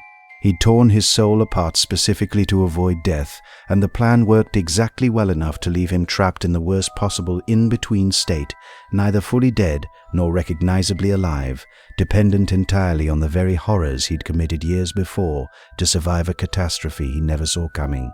He got his wish in the most twisted way conceivable. He didn't die. He simply stopped being anything resembling a person, and he would spend more than a decade trying to claw his way back from that condition into something closer to what he'd once been. And the child at the center of all this, the one whose survival had cost him everything, grew up with no memory of that night at all, raised for years by relatives who resented having him and told him almost nothing true about who he was or what had happened to his parents. He carried the mark on his forehead and the strange unspoken importance of his own survival without any real understanding of either. An ordinary boy by every outward appearance, living an unremarkable and often unhappy childhood, entirely unaware that he'd once, as an infant, ended the reign of the most feared dark wizard in living memory. Think about the strange symmetry buried in that detail. 2 boys, born into difficult circumstances, one raised in a cold orphanage, and one raised by relatives who didn't want him, both marked early by loss, both destined to matter enormously to the wizarding world, in ways neither of them chose or understood as children. One grew into the darkest figure of his age through choices made again and again toward power and cruelty. The other, we'll see, grew into someone very different, though the road there wasn't nearly as simple or as certain as it might look from the outside looking back. For now, though, the story rests here, in the immediate aftermath of a single night that undid over a decade of terror in a matter of seconds. A wounded, formless remnant of a man drifting into hiding somewhere, uncertain even of his own continued existence. A grieving, wizarding world, slowly beginning to believe the nightmare had actually ended. And a small child, marked and unknowing, about to be handed over to a family who never wanted him, carrying inside him a piece of magic and a piece of history that even the people raising him had no idea how to explain. What happens to a man who spent his whole life terrified of ending once he finally faces the closest thing to ending he's ever experienced? Does the fear change shape, sharpen, grow even more consuming than before? Or does something in him, however buried and however cold, finally understand what he'd never let himself understand until that night? That the thing he'd never valued, the love he'd trained himself out of feeling, was the one force in the entire world capable of undoing him. We'll find out, slowly, over the long years he spent clawing his way back from that ruined nursery, whether he ever learned anything at all from the lesson written across that room. That question would take years to answer, if it ever really got answered at all. The years ahead would tell us plenty either way. For 13 years he existed as something the wizarding world had no real word for. Not dead, not alive, not really a body in any sense worth calling a body. He drifted through remote and forgotten corners of the world, hiding in places no one would think to look, sustaining himself through means that would have horrified even his own most devoted followers, if any of them had known how far he'd fallen. Picture what that existence must have actually been like. The man who had once commanded fear across an entire country reduced to something barely stronger than a whisper, unable to hold a wand, unable to speak above a rasp, dependent on borrowed strength wherever he could find it. He possessed animals sometimes, briefly, using whatever life force they offered to keep himself from finally slipping away entirely. It was a wretched, humiliating way to exist for a man who had built his entire identity around never being weak, never being at anyone's mercy again. And yet even in that state, the fear that had always driven him hadn't gone anywhere. If anything, it had sharpened. He'd come closer to truly ending than he'd ever imagined possible. And the horror of that closeness fed directly back into the same old hunger, the need to rebuild, to regain a body, to make himself untouchable in a way even a mother's love couldn't undo a second time. He spent those 13 years thinking, endlessly, about how to come back. He had one advantage that most people in his position wouldn't have. He'd hidden pieces of his own soul years earlier, scattered across objects meant to outlast any single disaster. And even in his ruined state, he understood, with total clarity, that those hidden fragments were what had kept him from vanishing entirely that night in the nursery. He couldn't access most of them easily, not in the state he was in, but knowing they existed, knowing some part of his permanence plan had actually worked exactly as intended, gave him something to hold on to through years that would have broken almost anyone else completely. He needed followers who still believed, though, and most of his old followers had scattered, gone quiet, buried their old loyalties under new lives built to look nothing like the ones they'd led during the war. Finding someone loyal enough or frightened enough to help him in his current state proved difficult. Most of his old inner circle, when they eventually learned he might still exist in some form, wanted nothing to do with a master who could offer them no protection and no power in return, only the risk of being associated with a failure everyone else believed was permanently finished. But there was one. A small, cowardly man, one of his least impressive followers during the war years, who had betrayed the very family he'd once claimed to protect, and had spent the years since hiding in an unlikely, humiliating disguise, close to people who had no idea what he truly was. This man found him, eventually, or was found by him, and agreed, out of some combination of lingering fear and desperate hope for restored favor, to help him take the first real steps back toward a body. Think about what it takes to serve a master reduced to this. Not the glamour of standing beside a rising dark lord, not the thrill of belonging to a triumphant cause. Years of quiet, humiliating service to something barely more than a whisper, hiding him, feeding him whatever thin sustenance kept him from finally ending, waiting for a chance that might never come. That's the kind of loyalty fear alone rarely sustains for over a decade. Something else was operating in that particular follower, some tangled mix of terror and desperate ambition that kept him bound to a broken master long after any reasonable person would have walked away. They found eventually an opportunity worth waiting for. A tournament, drawing students from several schools, would bring the very child who'd once destroyed him within reach, older now, still marked by that scar, still entirely unaware of how central he'd become to the plans of a man he'd never even properly met. The chance to use that child, to draw him close under circumstances that looked innocent and orchestrated, to finally engineer the confrontation that 13 years of humiliating survival had all been building toward, was too valuable to pass up.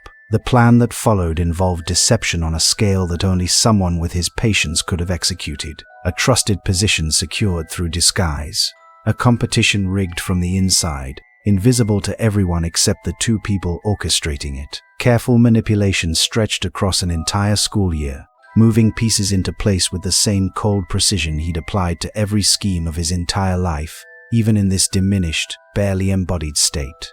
And at the end of it, the trap finally sprang. The child was brought, through means designed to look like nothing more than the natural conclusion of a school competition, to a graveyard, alone, expecting anything but what actually waited for him there. And in that graveyard, At long last, 13 years of wretched half-existence came to an end, replaced by a ritual dark and ancient enough to finally rebuild a body worth calling his own again. The ritual required specific things, pieces gathered with the same deliberate care he'd always applied to important work. Bone from a father, unwillingly given. Flesh from a servant, willingly sacrificed in a way that left that follower forever changed and diminished. And blood from an enemy, taken forcibly from the very child whose survival had once cost him everything. There's a bitter, deliberate irony in that final ingredient. A piece of the boy who'd defeated him now woven directly into the body that would let him try again. What must it have felt like, after 13 years of that thin, wretched half-existence, to finally stand upright again, whole, breathing, powerful. Whatever satisfaction he felt in that moment, it came wrapped in a debt he could never quite escape. The very blood that had helped restore him carried, buried inside it, a small piece of the protection that had once destroyed him, a fact that wouldn't fully matter for years yet, but that sat there anyway, quietly, inside the body he now called his own again. He was back. Diminished in reputation for those 13 quiet years perhaps, but back in body, back in power, and burning with a decade and a half of accumulated fear and fury that he intended to spend in full on rebuilding everything the nursery had cost him. The wizarding world, comfortable in its long peace, had no idea that the nightmare it believed permanently ended was standing again, whole and furious, in a dark graveyard on an ordinary summer night, already planning exactly how to make everyone who dared feel safe pay for the comfort of those 13 years. Let's go back and look more carefully at those 13 wandering years, because they shaped him in ways that mattered enormously once he finally got a body back. He spent much of that time in remote, desolate places, forests and abandoned buildings far from anywhere ordinary people might stumble across whatever thin, wretched thing he'd become. Isolation had always suited him in a way, given how little he'd ever wanted from other people. But this was a different, crueler kind of isolation, forced on him rather than chosen, and it seems to have hardened whatever remained of him into something even colder and more singularly focused than before. He thought, during those years, almost exclusively about two things: how to regain a body and how to make absolutely certain that nothing like that nursery could ever happen to him again. The second obsession mattered as much as the first, maybe more. He'd been humbled once by a form of protection he'd never bothered to understand, and he had no intention of letting that particular kind of ignorance cost him twice. Whatever he built when he came back, he was determined to build it with the specific weakness that had undone him firmly in mind. The follower who eventually found him and helped him take those first tentative steps back toward existence deserves a closer look too, because his motivations tell you something about the kind of loyalty a broken master could still command. This particular man had betrayed people who trusted him completely during the war years, choosing self-preservation over any loyalty to the cause he claimed to believe in. Serving a wounded, humiliated master for over a decade wasn't really about belief for him. It was about fear of what would happen if he was ever caught for his earlier betrayal, and a desperate hope that helping his old master rise again might somehow buy him protection from everyone else he'd wronged. That's worth sitting with for a moment. Even in his weakest, most pitiable state, he still managed to attract exactly the kind of follower his whole life had always attracted. Not people who loved him, people who feared consequences more than they feared him, or who saw in him a path toward power and safety that outweighed whatever moral cost came attached. He'd built his entire adult life on exploiting precisely that calculation in other people, and even reduced to a barely living whisper, he still knew exactly how to work it. The years of quiet planning that led up to the tournament and the graveyard ritual showed too how little 13 years of humiliation had actually changed his fundamental approach to problems. He didn't rage against his weakened state, at least not in any way that disrupted his thinking. He planned, patiently, methodically, exactly the way he'd planned the chamber beneath the school decades earlier, exactly the way he'd planned his rise to power in the years after that rejected job application. Weakness hadn't broken his patience. If anything, 13 years with nothing else to do had sharpened it further. There's also something worth noting about how the wizarding world spent those same 13 years. Largely unaware of the danger, quietly gathering itself back together in remote corners of the map. People rebuilt their lives, mourned their losses, allowed themselves to believe gradually and then completely that the horror really was finished. Children were born and grew up in relative peace, never knowing the particular quality of fear their parents had lived through. That collective understandable relief made the eventual return so much harder to accept once it finally came, because almost nobody had allowed themselves to seriously prepare for a possibility that seemed, after over a decade of peace, almost impossible to take seriously anymore. A few people never stopped watching though, a small handful who understood, in ways the wider public didn't, that a man who had built so many careful protections against death was unlikely to have been fully destroyed by a single failed curse, however catastrophic it looked in the moment. They kept their guard up through years when almost everyone else had let theirs down entirely, and their persistence, dismissed by many as paranoia for over a decade, would matter enormously once the danger they'd never stopped fearing finally made itself undeniable again. The graveyard ritual itself deserves one more look before we move forward, because the specific cruelty of its final ingredient is worth sitting with fully. Taking blood forcibly from the very person whose survival had once cost him everything wasn't simply practical necessity, though it may have been that too. There's a particular symbolic violence in it, a message he was sending to himself as much as to anyone else, that the boy who'd once undone him would now, quite literally, become part of what rebuilt him. Whether that choice carried some deeper unintended consequence, tangled up in the same ancient magic that had failed him once already, was something neither he nor anyone else fully understood in that graveyard, though it would come to matter more than almost anything else in the years still ahead. Consider, finally, what it means that he chose a graveyard for this ritual, rather than any of the countless other locations that would have served the same practical purpose. Graveyards are, after all, monuments to the exact thing he'd spent his whole life refusing to accept. Rows of ordinary people who had lived and died the ordinary way. No soul-splitting, no dark rituals, no elaborate insurance against the ending everyone eventually faces. Standing among them, rebuilding himself specifically to avoid ever joining them, feels like the clearest possible statement of everything that had driven him since a snowy night outside an orphanage decades earlier. He wasn't just returning to power, he was proving to himself as much as anyone that the fear which had shaped his entire existence could still, after everything, be outrun. Whether he was right about that, whether the fear could really be outrun forever, is the question the rest of this story is going to answer, one way or another, whether he wanted it answered or not. It always does, eventually, for everyone. Even for a man who tore his own soul apart trying to prove otherwise. He stood in that graveyard with a body again, and the very first thing he did with it was call his followers back to him. Some came quickly, terrified and thrilled in equal measure to learn he'd truly returned. Others took longer, unable to fully believe the news until they stood in front of him and felt, once again, the particular cold weight of his attention settling on them. A few never came back at all, having built lives in the intervening years that mattered more to them than old loyalty, and he noted every single one of those absences with a patience that promised, eventually, a reckoning. The wizarding world outside his immediate circle took much longer to accept what had happened. The authorities in charge, more concerned with maintaining public calm than with confronting an uncomfortable truth, spent a long stretch of time denying the return outright, dismissing the mounting evidence as rumor, panic, or the overactive imagination of people who'd never quite gotten over the trauma of the earlier war. That denial cost precious time. Time he used exactly as you'd expect, rebuilding quietly, recruiting steadily, preparing for a war the people meant to stop him refused, for far too long to admit was already beginning. Think about the particular cruelty of that delay.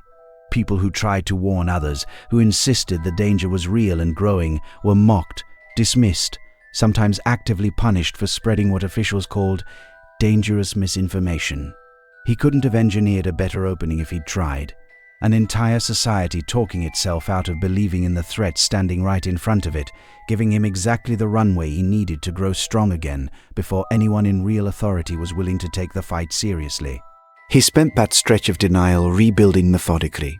The same patience he'd always shown applied now to reconstructing everything the nursery had cost him.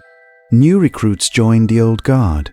Old alliances, some of them uneasy and coerced rather than genuinely willing, were rebuilt or forged fresh. He began reaching out too to other dangerous creatures and beings who'd long felt marginalized or mistreated by wizarding society, offering them a place in his growing movement that promised, falsely or not, a better future than the one they currently had. There was also, underneath all the recruitment and rebuilding, a quieter and more personal project running the whole time. He'd learned something important from the ritual that restored his body, some new understanding of exactly how his connection to the boy who'd once destroyed him actually worked, and that understanding fed directly into a growing obsession. He needed to understand a certain prophecy fully now, the whole of it, rather than the fragment he'd originally acted on, because he suspected, correctly, that there was more to the story than he'd ever grasped. He also became fixated, during this period, on a particular object, one of the most powerful wands in existence, said to make its wielder truly unbeatable in a duel. This fixation might strike you as strange for a man who already commanded so much raw power, but it fits, if you think about it, with everything we already know about him. He'd never trusted his own strength alone to guarantee his safety. He'd always wanted an additional layer of insurance, a further guarantee stacked on top of whatever protection he already had. The wand became, in his mind, exactly that. One more hedge against the possibility of ever again being caught unprepared the way he'd been caught in that nursery. The war that followed unfolded on a much larger, more visible scale than the quiet years of terror before his fall. This time the authorities couldn't deny what was happening. Not once open attacks and public confrontations made the danger impossible to dismiss any longer. He moved to take control of the very institutions meant to oppose him, infiltrating and eventually seizing the highest offices in wizarding governance, ensuring that the machinery of law and order itself began working, quietly and then openly, in service of his cause rather than against it. Picture what it does to a society when the very people meant to protect it become gradually and then completely an extension of the threat itself. That's what happened during this second rise, and it's arguably more frightening than the openly criminal terror of his first campaign. This time he didn't need to hide in the shadows quite so completely, because he'd captured enough of the system that the shadows and the official record started to blur together, making resistance far more dangerous and far more isolating for anyone who dared attempt it. Meanwhile, the boy at the center of the prophecy, now grown into a young man, found himself pulled steadily deeper into a conflict he'd never asked for and barely understood the full shape of.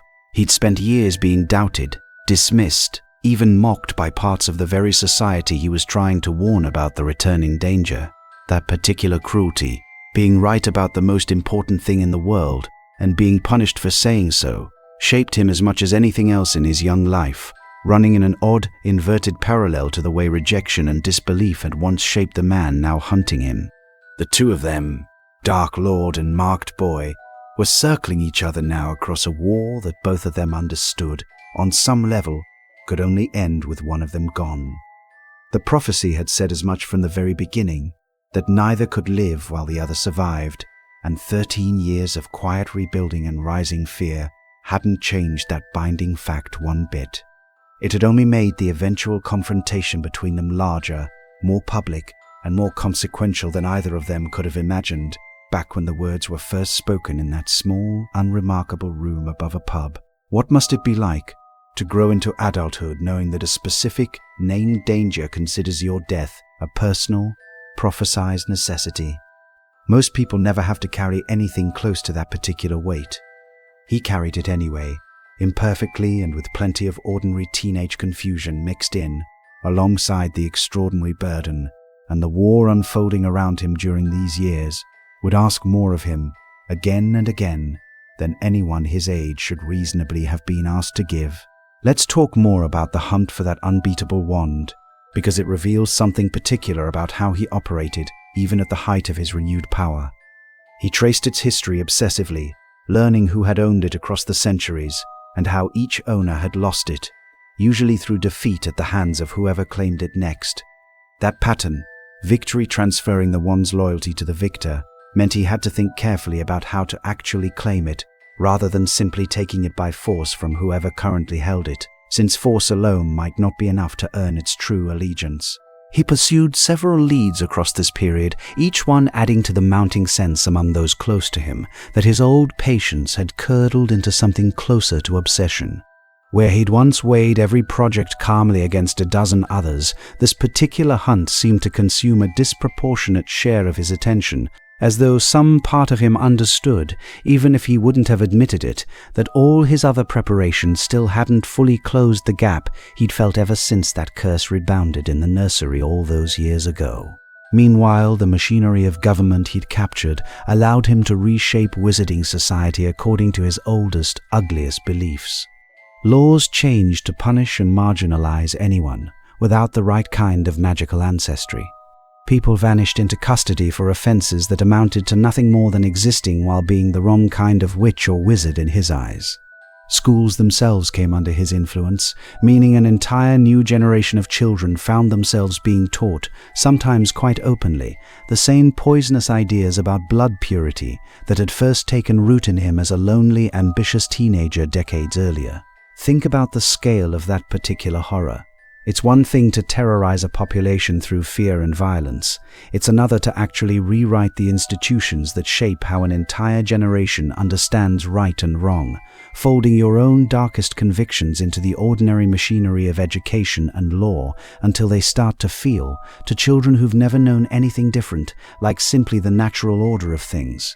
He understood, whether through calculation or instinct, that this kind of capture mattered more in the long run than any single battle, because it meant his ideas might outlive even his own eventual defeat, however that defeat came.